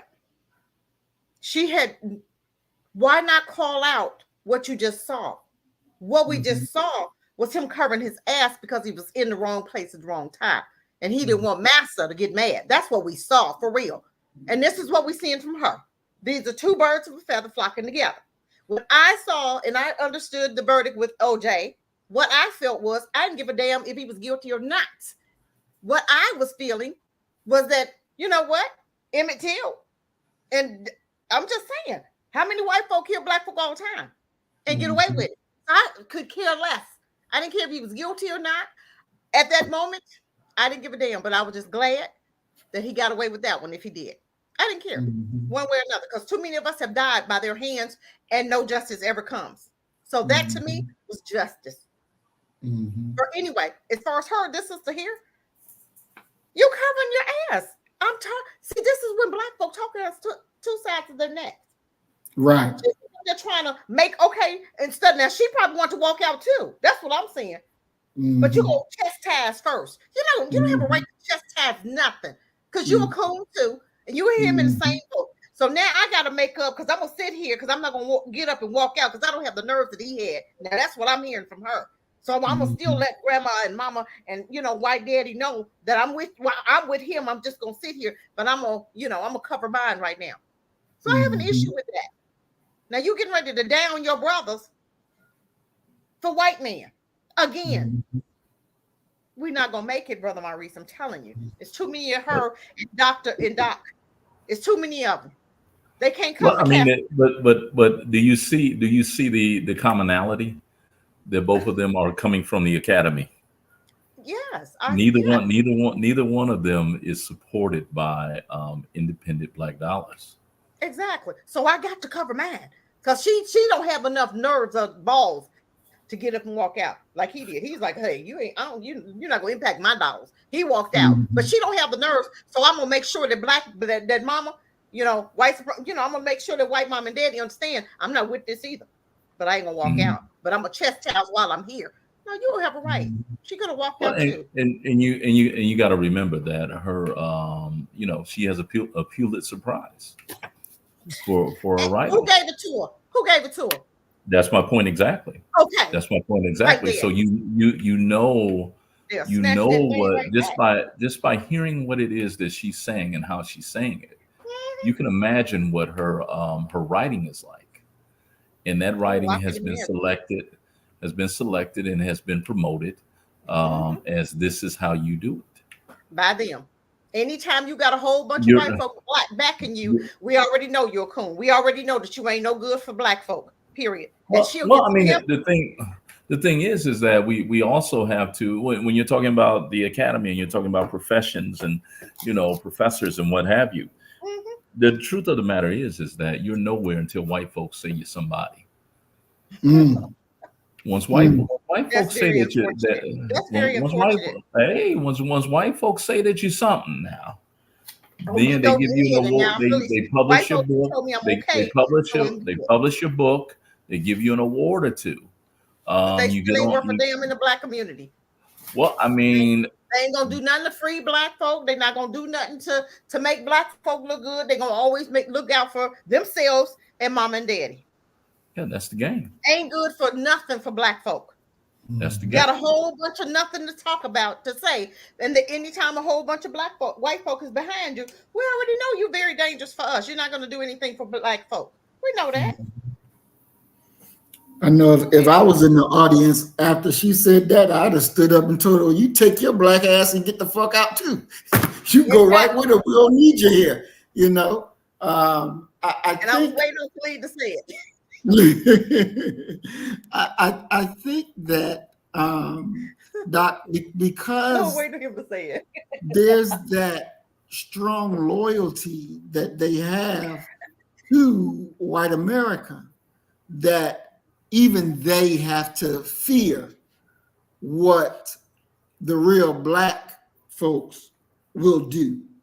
And until that is achieved, we will always have them bowing to the enemy when they should be all in with their people.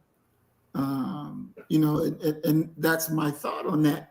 We got to make sure that, they know that it's going to be a price. You come this way, come and talking that foolishness. Yeah, but see, the thing is, where's the Black Parallel Institution for Black intellectuals, for Black scholars? It damn sure ain't the HBCU. And that's the sad part about it, that we have not created an authentic, organic, independent Black institution that would allow you to be able to speak the truth that other people speak about their people and for their people's benefit. Black folk have got to be very careful. You got to hem and haw, because they have a monopoly upon those jobs. And it's just what it is. And the thing is that the power, they had a sister who, she was a Texas A&M University grad. And a sister went off and worked at the New York Times or somewhere, Washington Post, was very celebrated, has all these awards and what have you. And A&M wants to get their journalism school back. I guess they had lost it. They want to bring it back. So they hired this sister to come in. Well, the alumni, the individuals who give money, they didn't want her. And it went from her job, her contract went from being tenured to tenure track to a 9-month appointment. Okay. Because they didn't want her, because they said she had some affiliation or had some writing that was supporting Black Lives Matter. And they didn't want that at College Station. They paid that sister $1 million to go away. So now the question becomes, where's the Black institution that would absorb Black intellectuals and allow them to do the scholarship that they can do? And the thing is that the whole thing is rigged. Like this sister here, she got a Pulitzer Prize for what she writes. Okay. Let it have been slanted towards Black folk. It wouldn't even been considered. Exactly. It would have been considered. And that once again, that's a reason why organizations like the SCASI, the Southern Conference of African American Studies Incorporated, that Howard Jones and a few others started, is so important. Because if your scholarship is aimed at educating, liberating Black folk, look at it. Journals ain't got to publish your shit. And it's one of the reasons why white boys look so good on paper, because their advisor is on the selection committee for journals. And he's got colleagues. So, send it to so-and-so, send it to so-and-so. So coming out the gate, they got 8-10 publications. And Black folk who are writing for the sake of trying to uplift and inform Black folk, if you could change this, and this, and you're going through all these redrafts and things like that. It's a part of the game. So if you want to survive, even keep a job in this industry, you got to write like this sister right here is thinking. Right. Period. Because when the evaluation, like I said earlier, I just went through my post-tenure evaluation. When that evaluation comes up and you ain't got them publications, you ain't got that stuff done, those grants, you can't keep up. So you got to go. Prime example of what you're saying. The stakes are high. The stakes are high. Prime example of what you're saying. My book, A Mother's Love. I want to get into the prisons, right? And every time I tried, it was turned down. It was turned down. And I understand why, because it's for us. It's not for them. I don't give a dang on about them. And that's the sad part about it. And these were Black women who was over that department that wouldn't even let me get it through the door. black women. And I was thinking, oh my God, it's gonna be easy. I should have known better. No, I mean, why? Why would black women not want that book in there? It isn't that it's not that they don't want that book in there. Because of their supervisors. It's that they don't want to answer. They don't want to answer to when somebody decides, yo, who approved this? Now they in trouble. And there's a level. So you're telling me, so no matter what, I cannot be Cassie. No matter what, I gotta go over there and be separated, do my own thing, have my own money. Then I can be as black as I want to be. That's so we always have to alter us, alter who we are, alter what our words are, in order to appease them, to look like to transform our blackness into coon behavior for us to survive. Come on, this is why it's about total separation right now for me, because I'm not willing to do it. It's about total separation, period. And it's time to do that now, because we got some business to take care of. Because these folk like this, they dangerous. They're dangerous. You got people talking, oh, you don't deserve reparations. What the hell are you talking about? And you're talking about people like her who say, oh, you don't need a handout, a hand up, or whatever. What are you talking about? That's that old. But you have people that look just like her who say, black folk, no, we don't need anything from white folk. But I never hear anybody else saying that. They just take, oh, I don't care what we get from it. But we always have to decipher and always have to sound good, massa. You know, I'm sick of that. I'm sick of that behavior. You know, I was, maybe it's like, I don't know what year it was, but it's a few years ago. I was asked to go with this group. They were going to protest at the Board of Regents for TSU in Nashville because they had African-American studies. And they was giving it to a white person to be the head of it. And so, you know, they were going down there to protest at the Board of Regents meeting. Now, I ain't never been to no Board of Regents meeting, right? I don't know what the fuck going on down there. So I get down there and I'm thinking it's, you know, we're going to be talking to more black people. I'm looking at the Board of Regents, it's all white folk. All white folk. And I'm like, damn, this is a HBCU, but y'all, all of y'all are the head of this. What happened? You know, so you get up and go to here, and so I've got to wait in line for my time to speak. And I'm listening, and I'm like, this don't make no damn sense. This don't make no sense. And so when it was my turn, you know, and this is what I said. I said, look, this is my first time being at this, and this is very eye-opening to me. But what we have proved today, and then I turned to the crowd and I said, oh, y'all still niggas. Because you bring your black ass down here to these crackers and you're going to complain to these crackers, y'all should be doing this, you shouldn't be doing this, and you got to treat us right. Y'all still sound like slave niggas. And that's why you don't get justice that's supposed to be in your own house, because you got the massa still running the show. So you, as educated, if you really educated, why have you not come together to build our own school? Right. Why have you not done this? But you would rather come down here and picket and protest them because they're doing what their nature says. Right. But you were the one that's still holding us back. And you know that they didn't like it, but I said what I had to say. As I told them, to hell with these folks.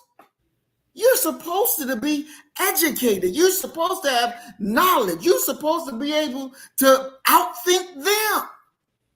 But you dealing with them on the relationship of a beggar.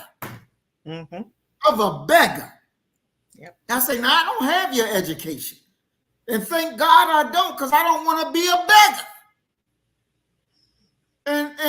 And to me, if you're supposed to be the talented 10th to think on behalf of our people, shit, y'all leading us right back into slavery. And you know, I dropped the mic and walked the hell on out. They weren't ready for you. No, they wasn't ready. But I didn't know that. If I would have known prior, I'd have told them no, that I'm not going. But I didn't know how it was. Yeah. And this was my first time seeing what the real deal was behind the curtain, you know. And it's sickening. It really is. It's sickening. What's going on at some of these black HBCUs is very disgusting. We have A&T here, and you have a white man that's over housing. And since he's been there, housing has been jacked up for our babies. I mean, jacked the hell up. And nobody will get rid of him because they're afraid of the lawsuits. But before you got here, housing was good. You know, our babies went to, it ran the way it's supposed to. Now you got him over housing. And every year they can't find housing. You got them staying in hotel, all this crazy stuff. And I'm like, well, who did the job before he got there? Mm-hmm. If he's not doing the job, get rid of the same way they were getting rid of you, get rid of him. Because it's not working. Mm-hmm. It's not working. Mm-hmm.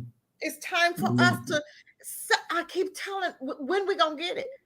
Because they've taken over, they've come into our HBCUs, just like at where's that what's the black college in Georgia? Morehouse.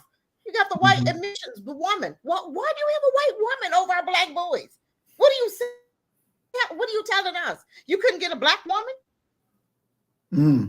Or you got a white woman over admissions. What are you doing? What are we doing? The question that you got to answer is, who is you? When you ask the question, what are you doing? Who's that you? I don't know. It's just ridiculous. It's just not working. I mean, you're not now. You got to now. We have to have what they say. You have to have a permission slip right now to read a black book to our children now in some of these schools. Is that in Florida? That I'm now. You got to have the teachers got out a permission slip to the white parents if they want a black book. A book that's written by a black man about a black man, if they want that written to their read to their children. Okay, well, where's the permission slip for our children? We've been listening to this American history since ever, and I think we know enough about American history or the lack thereof. But this is what we stand for, and black parents say nothing. We just sit there and just let whatever they say and do go, just like little Candace Owen up here on the screen. Okay. Nobody's going to check her behavior, right? But we're going to continue checking Khalid's behavior, who's pro-black, who is he's acting the way he is, the way we're supposed to act. We're supposed to check these crackers when they get out of pocket. But you want to get chastise us for checking them behind their behavior. No, who's going to check her about her behavior? Because she's totally out of order. And the dude that walked out is too. But nobody checks their behavior, do we? Because then we too black. We too tough. We too anti. Come on, give me a break. I'm going to be black till the day I die. It ain't going to change. So anybody want to be my states, I'm taking applications. Just know I'm coming. If you don't say it right, I'm coming. Because I can't stand Candace Owens. I'm serious. You can't be no black statement talking Candace Owens talk. That ain't Jesse Lee Peterson. That ain't gonna work for me. You know, I saw that Maya posted this about Morehouse being mostly homosexual. Now it is. Yes. And so I put it in my phone just to check, to see what it would say. And I'm surprised, but this is what it says. Morehouse College is a historically black all-male college in Atlanta, Georgia. Got me a win. The college has always had a queer presence. And students, faculty, and administrators are shifting away from traditional definitions of masculinity. In 2019, Morehouse announced that it would allow transgender men to enroll. But all students are expected to self-identify as men throughout their education. Students who transition from a man to a woman are no longer eligible to attend Morehouse. This is, you know what? This is sad on all kind of levels. It's sad. It's pathetic. This is so disgusting because they're winning. Look like to me. This is done on purpose. You have a whole black school. You got to make men get out dressed as men. What the hell? It shouldn't have been allowed in the first place. Who's the president? He needs to be fired. Seriously. That president, that dean, whoever needs to be fired. You allowed this mess. Now it's overrun by all these gay faggots. Sorry. I'm sorry, y'all. Come on, let's talk. We're gonna call it what it is. It's wrong. What's going on here? You can't have your own. The first draft, the first time a man wore a dress. Hold on, back it up. We're not doing that here. We're gonna dress for success, dress for where we're going. Where you suit at? Wear your skirts at your mama's house. We're not doing that here. We're not doing that in Cassie Land. Go wear your skirts. Go do what you got to do. Let's see. I need some pants. I need some masculinity. I need some beards. I need some ties. We're going to dress for success. That's what should have happened. Now you let it get all out of hand. I would never send my son to Morehouse. Never. Never. Doc, what do you think W.E.B. Du Bois would think? He turned over his grave. Thank God I'm at Clark, Atlanta. That's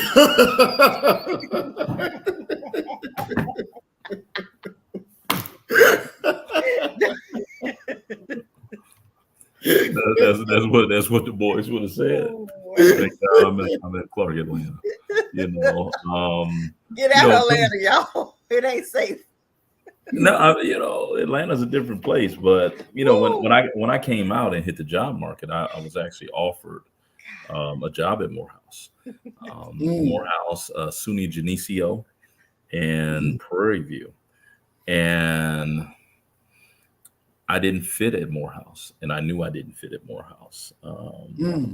It was a different place then, but Morehouse was trying to find its identity. It was trying to substantiate its masculinity for a while, and you had a situation on the campus where they did institute a dress code, and they were able to do that because they're a private institution.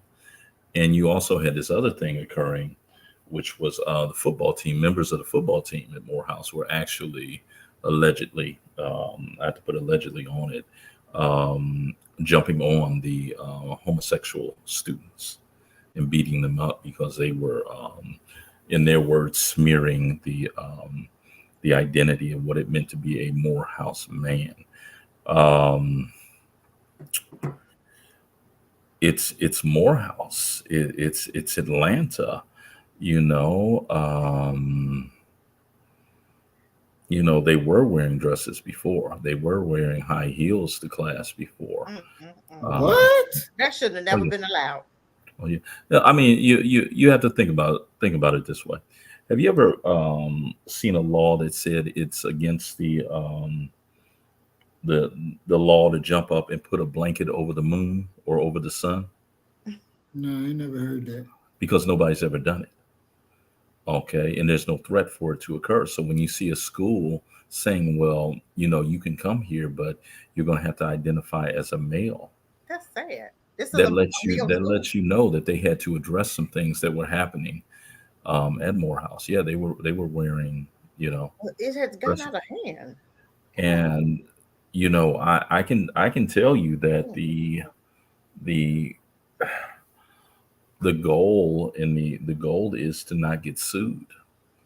And when you're dealing with such a world that is so predicated upon litigation, you got to be very careful. And I can remember being in a faculty orientation thing, and they told us that I don't care, and this is a high-ranking administrator, I don't care if your female student comes to class with nothing but saran wrap on. You better not look, and you better not say nothing to her about it. What? Yeah, we're at the point where truly the students, they have the power, and you got to go through some hoops. You got to get lawyers involved. Students running the yard, huh? Yeah, that's exactly what's going on. And this is the society we live in, where grown folk can't chastise or direct your children or Mhm. other children into the right direction is we're looked Certainly. at as being wrong. Certainly. No, And we're not that's going to raise our children the way they raise their children. That's their and that's stuff. and We as that's Black parents I know how mean to just do this. well, I mean just look at what I'm dealing with right now. You know, Exactly. I'm under investigation because some 18, 19-year-old girls Saying decided you that they to would be issue disrespectful and you couldn't check that behavior. No, they and need they that behavior should have been checked. and they have issued they issued an official complaint against me. Okay. The That's where disrespectful young ladies. yes. Yes.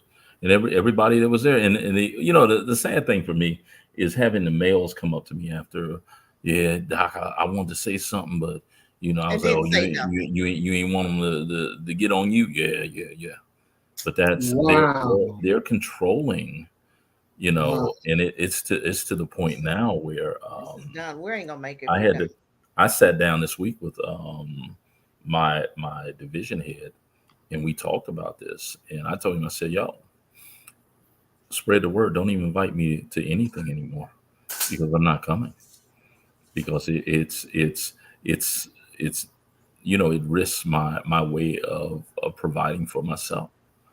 You know, so I'm not. I will no longer do any seminars, any panel discussions, any commentary whatsoever on their campus anymore.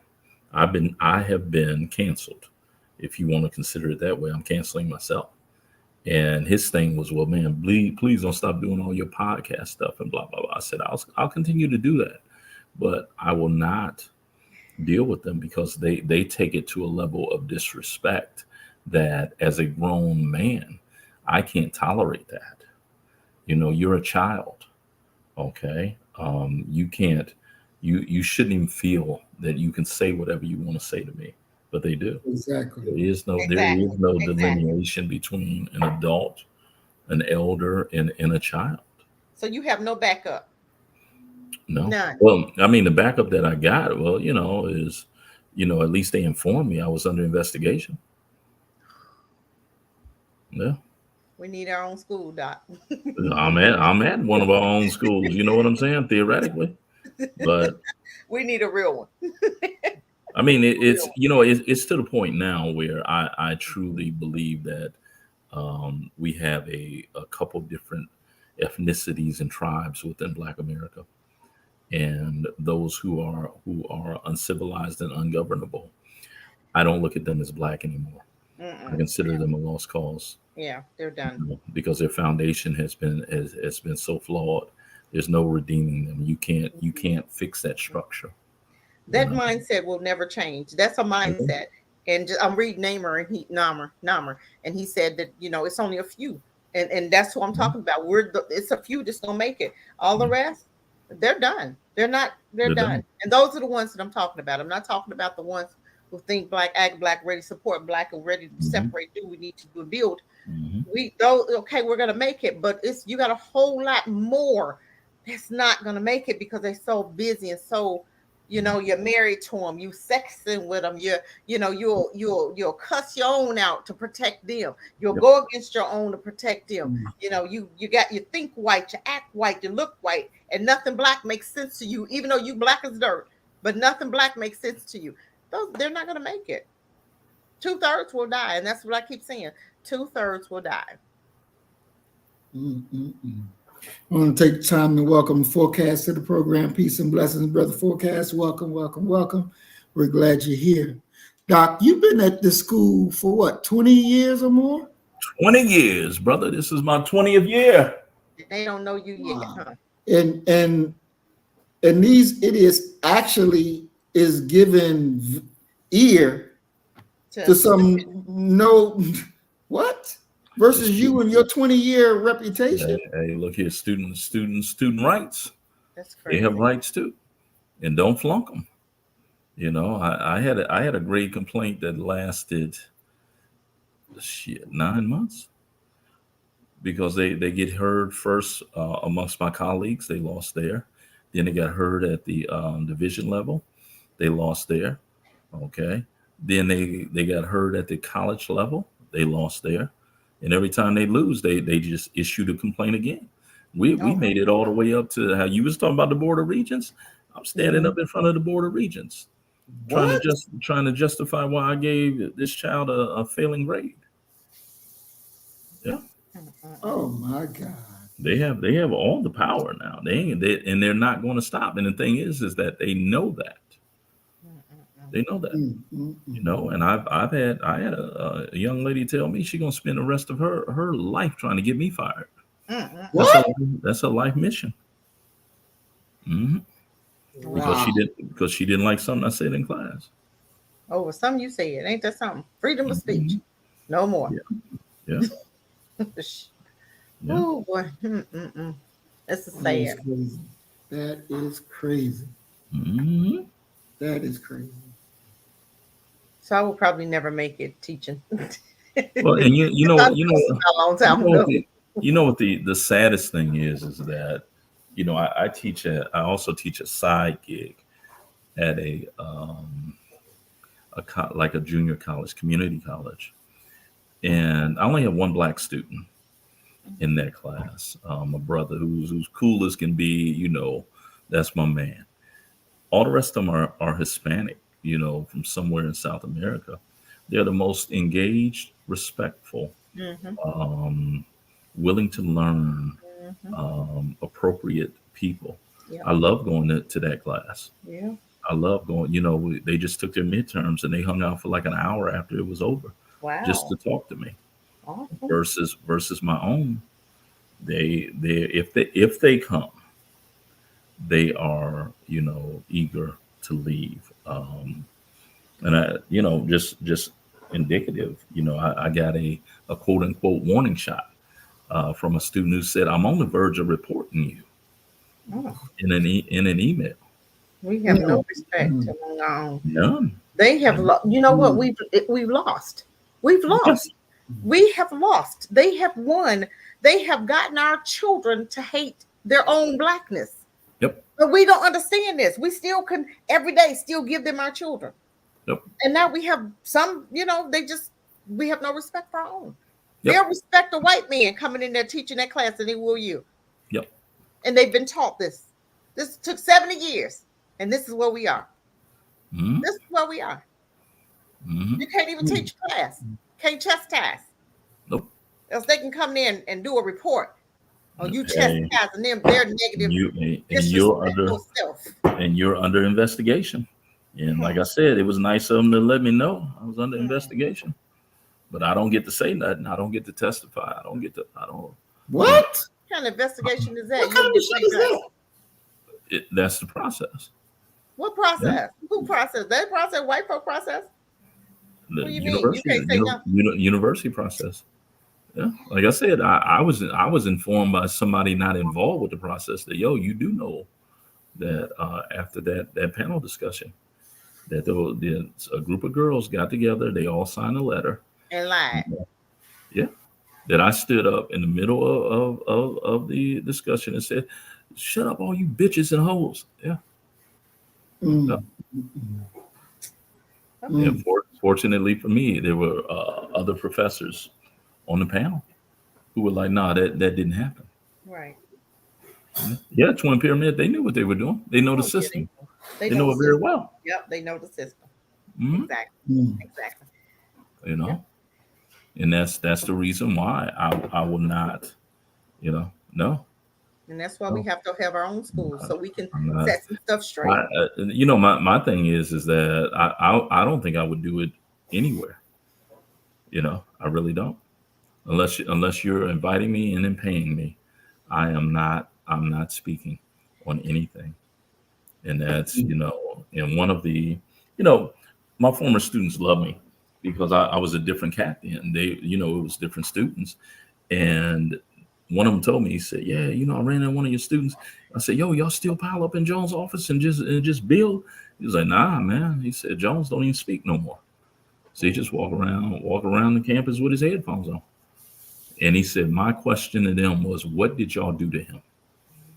And it's one thing to see up close, a far view. Yeah, these kids going crazy, but to be up close and to see it and to deal with it on a daily basis, Yeah. They've moved the statesman out of me, to the point where I don't engage me. I don't want to talk to you. You know, I just don't. And it's, I did my midterms earlier today. And open book, open note, open internet, and you still pulling in a 24, a 30, Wow. What? a Wow. 36. That's crazy. Open book. Open book. Still couldn't pass the open book test. Still can't pass. Got the internet available to you, still can't pass. Wow. Mm, mm, That mm. speaks volumes right there. Yeah, Mm. well, and the thing is that it's turned into a situation where how can I get through this class with the least amount of effort possible? It isn't about learning for so many of them. It's about how do I get over, and that how do I get over is a cultural dysfunction that they arrive with, and I get that, they consider their K through 12 to be irrelevant and what have you. They learn those skills of how do I get over. And I've had people who told me, man, why you making your life so problematic? Just pass their ass. They ain't going nowhere anyway. Mm. And that's very difficult as somebody who thought I was working for the liberation and salvation and upliftment of Black America. Mm. So there you go. Mhm. Mm. Man. Wow. I don't know, boy. I don't know. That's rough. That's 2/3. rough. I I keep tell you. saying 2/3. We in trouble. We are in trouble. That brings up, the movie Drop Squad that you was talking about last week. Did you see the movie? Mhm. Yeah. Where you could really see that something like that is needed. Yeah, very much needed. And because Doc, and I'm not just saying this because you're my brother, but you don't deserve that. You don't deserve that at all. Mm-mm. No, you don't deserve that. They should be punished for what they're doing. They Absolutely. really should be punished. Yeah, because that bad behavior, they're going to continue it Yeah. because they know it's Yeah. working. So Mhm. people like that, they continue, and then they bring others in, and then it makes your job harder. See, they really need to be dealt with. Yeah, absolutely. You don't do that. We're going to go because we're over time.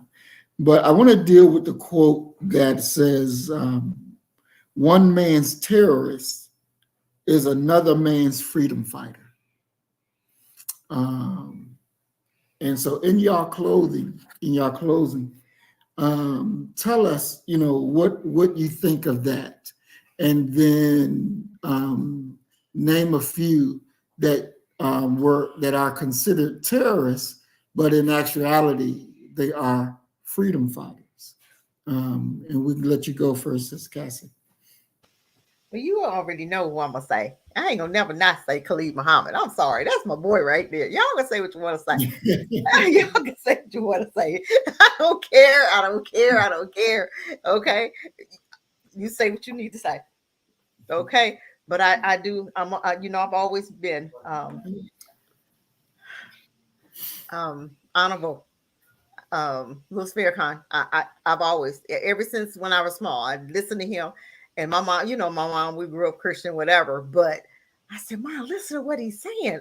Everything he would always talk, and I'm like, look, listen to him. He was talking black. I needed to hear that. And it was scared the mess out of a whole lot of black folk. And I'm like, why are you guys so afraid to hear this truth? I couldn't understand it. But I always, his videos, every time he was speaking, I was there, listening. And my mom said, what about him? Why is it? What is going on with him that you look up to him so? I'm like, listen to what he's saying. Listen to what's coming out of his mouth. Mm-hmm. That's what that saying means to me. Look at this warrior. Yeah, yes, he is a statesman, okay, but still, what's coming out of his voice, what's coming out of his mouth was true. And how else do I look at, how else do you look at it? But for us, some black folk, it scares them to death. They're not ready. And I don't think we ever will be.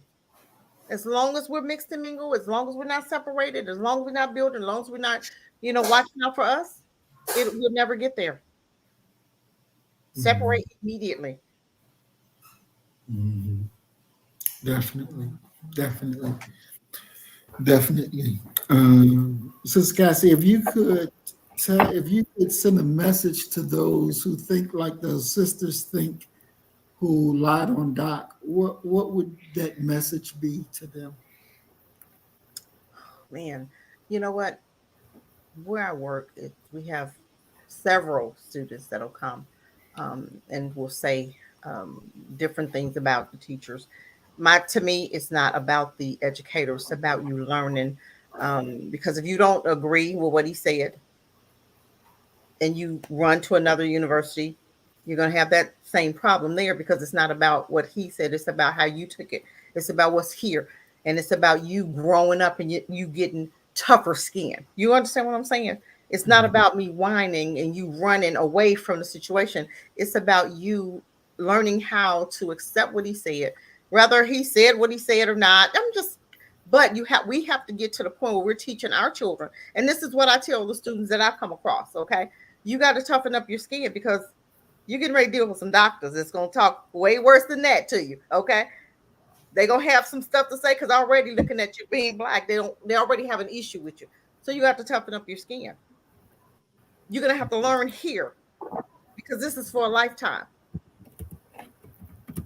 It's all about chastisement. It's all about us as a parent. And I'm going to them as a parent as a parent. It's not about what comes out of your mouth. It's about how you took it. And how are you going to grow from it?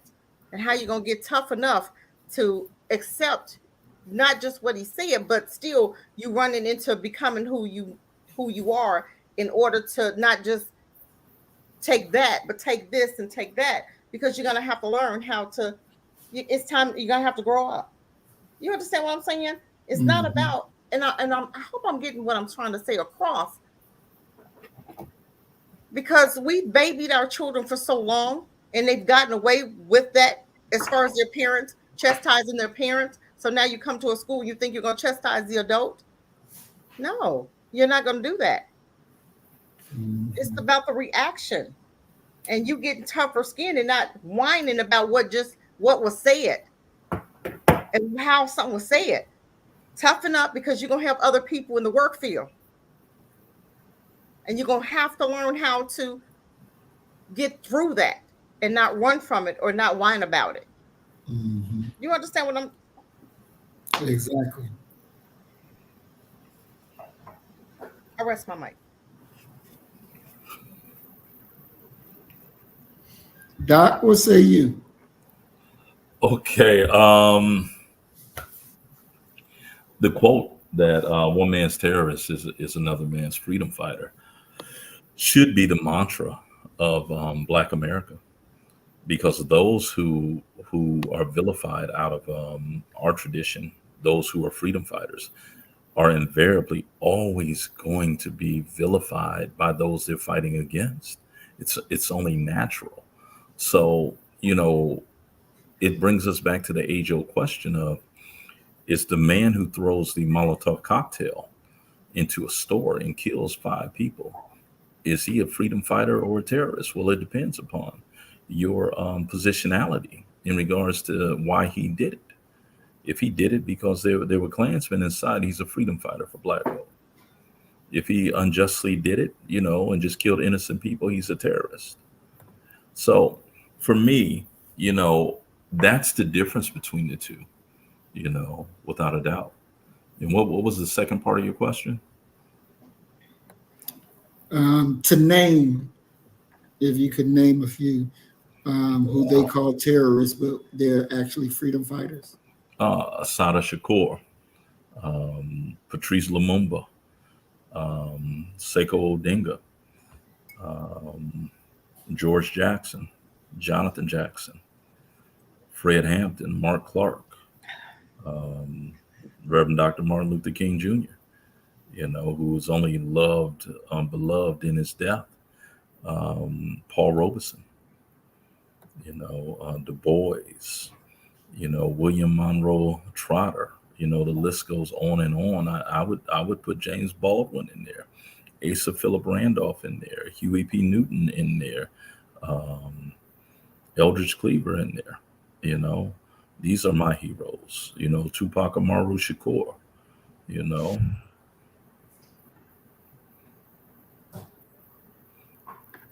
And I yield. Now, I want us to look at this shit. These motherfuckers got on a picture on their shirt, Dr. Khaled. This is Dr. Khaled picture on their shirt. I don't even know why he wearing that shirt. That Dr. Khaled picture. Now, I can't make out what the words are, but that's his picture on their shirt. We just invite everybody to barbecue. Now, I have to be real, because if I saw a white man wearing that shirt, I'd whoop his ass and take it off of him. I would whoop his ass and take that damn shirt off of him. We invite everybody to the barbecue. We invite everybody. I seen an African woman in Africa dancing, Africans, dance. And these Negroes on there, they just was, oh my God, and I'm like, you just invite everybody to take over your culture. We don't care. We just don't care. Dr. Khaled would not be happy with that. Ooh, honey. He would not be happy with that. Not at all. Not at all. Oh, Lord, they have mercy. Boy, I tell you. Couldn't stand him in life, but they love him in death, huh? Exactly. Exactly. Doc, you're on mute if you're saying something. Yeah, I'm with Norma X on this. I believe it's one of those photos where they superimpose people, images on there. Like if you look at a catalog and you'll see the person in the exact same pose with a red, a blue, a yellow, a green shirt on.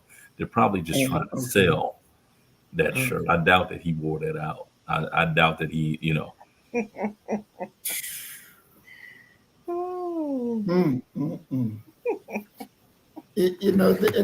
And this brings me to the understanding that, when our great ones pass on to the next realm, we have to be guardians of their image, guardians of their message, guardians of them, because they can be taken and manipulated and turned inside out. I mean, hell, you even got, when you think about Malcolm X being on a damn American stamp, it's just like, what?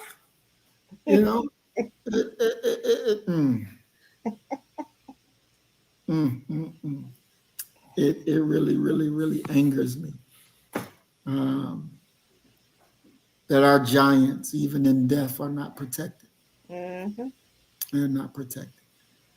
And we're definitely going to have to change that, and I want to say to our children that's in colleges and HBCUs, you don't understand when you have a gem as Dr. Jones, a brother with a wealth of knowledge that loves his people. And when you attack him, you attack us as a people. You attack us as a people. And that cannot be tolerated. We got to do better. We have to do better as a people. And I really believe that, as we say, when we whoop enough ass, everybody going to get in line and do right. Because, I can remember as a child, and mama about to get that belt out. Oh, no, mommy, I'll be good. I'll do right. I don't want that belt. Because that belt meant business. And that same philosophy can apply and should apply. That belt we have to have and be perfect executioners with that belt. That's what it's all about. That's what we have to be about. Mr. Forte, thank you for coming, for being a part of the program, even though you're late, but you're here. I wasn't gonna bring that up, brother. I wasn't. You attribute that to Brother Maurice. I wasn't gonna say nothing about that, man. Okay, I didn't put him up to saying that. Please don't attack me. Cicely Milano, we thank you for being present. Peace and blessings. Welcome to the program. We thank you as well for being here. I think I got everybody else. Again, Twin, it's good to see you. We're wondering what happened to you. Glad to see that you're back. And we have not finished the program, so we're going to do a part 2 next week, because we're going to look at Dr. Khaled did an interview with a brother from a news station, but Dr. Khaled was trying to be a statesman. And I'm watching this and I'm just not feeling it, because I see Dr. Khaled trying to do the dance when normally he'd have just cut that nigga's head right off. You know, I want us to watch it and take it apart and learn from it what we got to learn from it. You know, and my thing, like I said at the beginning of the program, there's just places where a person like me don't need to speak, because I am a warrior, and we need statesmen to go and do those kind of talks. Because definitely, we're supposed to be having talks between another group, and they're supposed to be peace talks. You send me there, we might come out at World War IV. So you got to know who to send and when. Because I will definitely have us in war. But thank you all for coming and watching, and we will be live tomorrow. We will be live tomorrow at what time is it? 5 o'clock Eastern, 4 o'clock Central.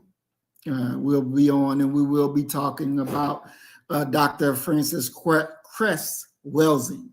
We'll be looking at a few of her videos and breaking it down. And it's going to be very, very interesting. I don't think Doc and I did a program on her. I think this will be the first time, right, Doc? I don't recall. Sir. Yes, sir. I'm looking forward to the ISIS papers. Yes. We're going to look at it, break it down, and see where it fit. So join us tomorrow, 5 o'clock Eastern, 4 o'clock Central, right here. As we always say, you kill the nigga in you, I'm going to kill the nigga in me, and our God will reign supreme. We are Black first, today, tomorrow, and forever. Love you, family. Peace and blessings. Assalamu alaikum. Shalom. So you better get the message and get it straight. You're going to need some bridge work. It's simple as that. Because we're living in judgment. We're living in implementation.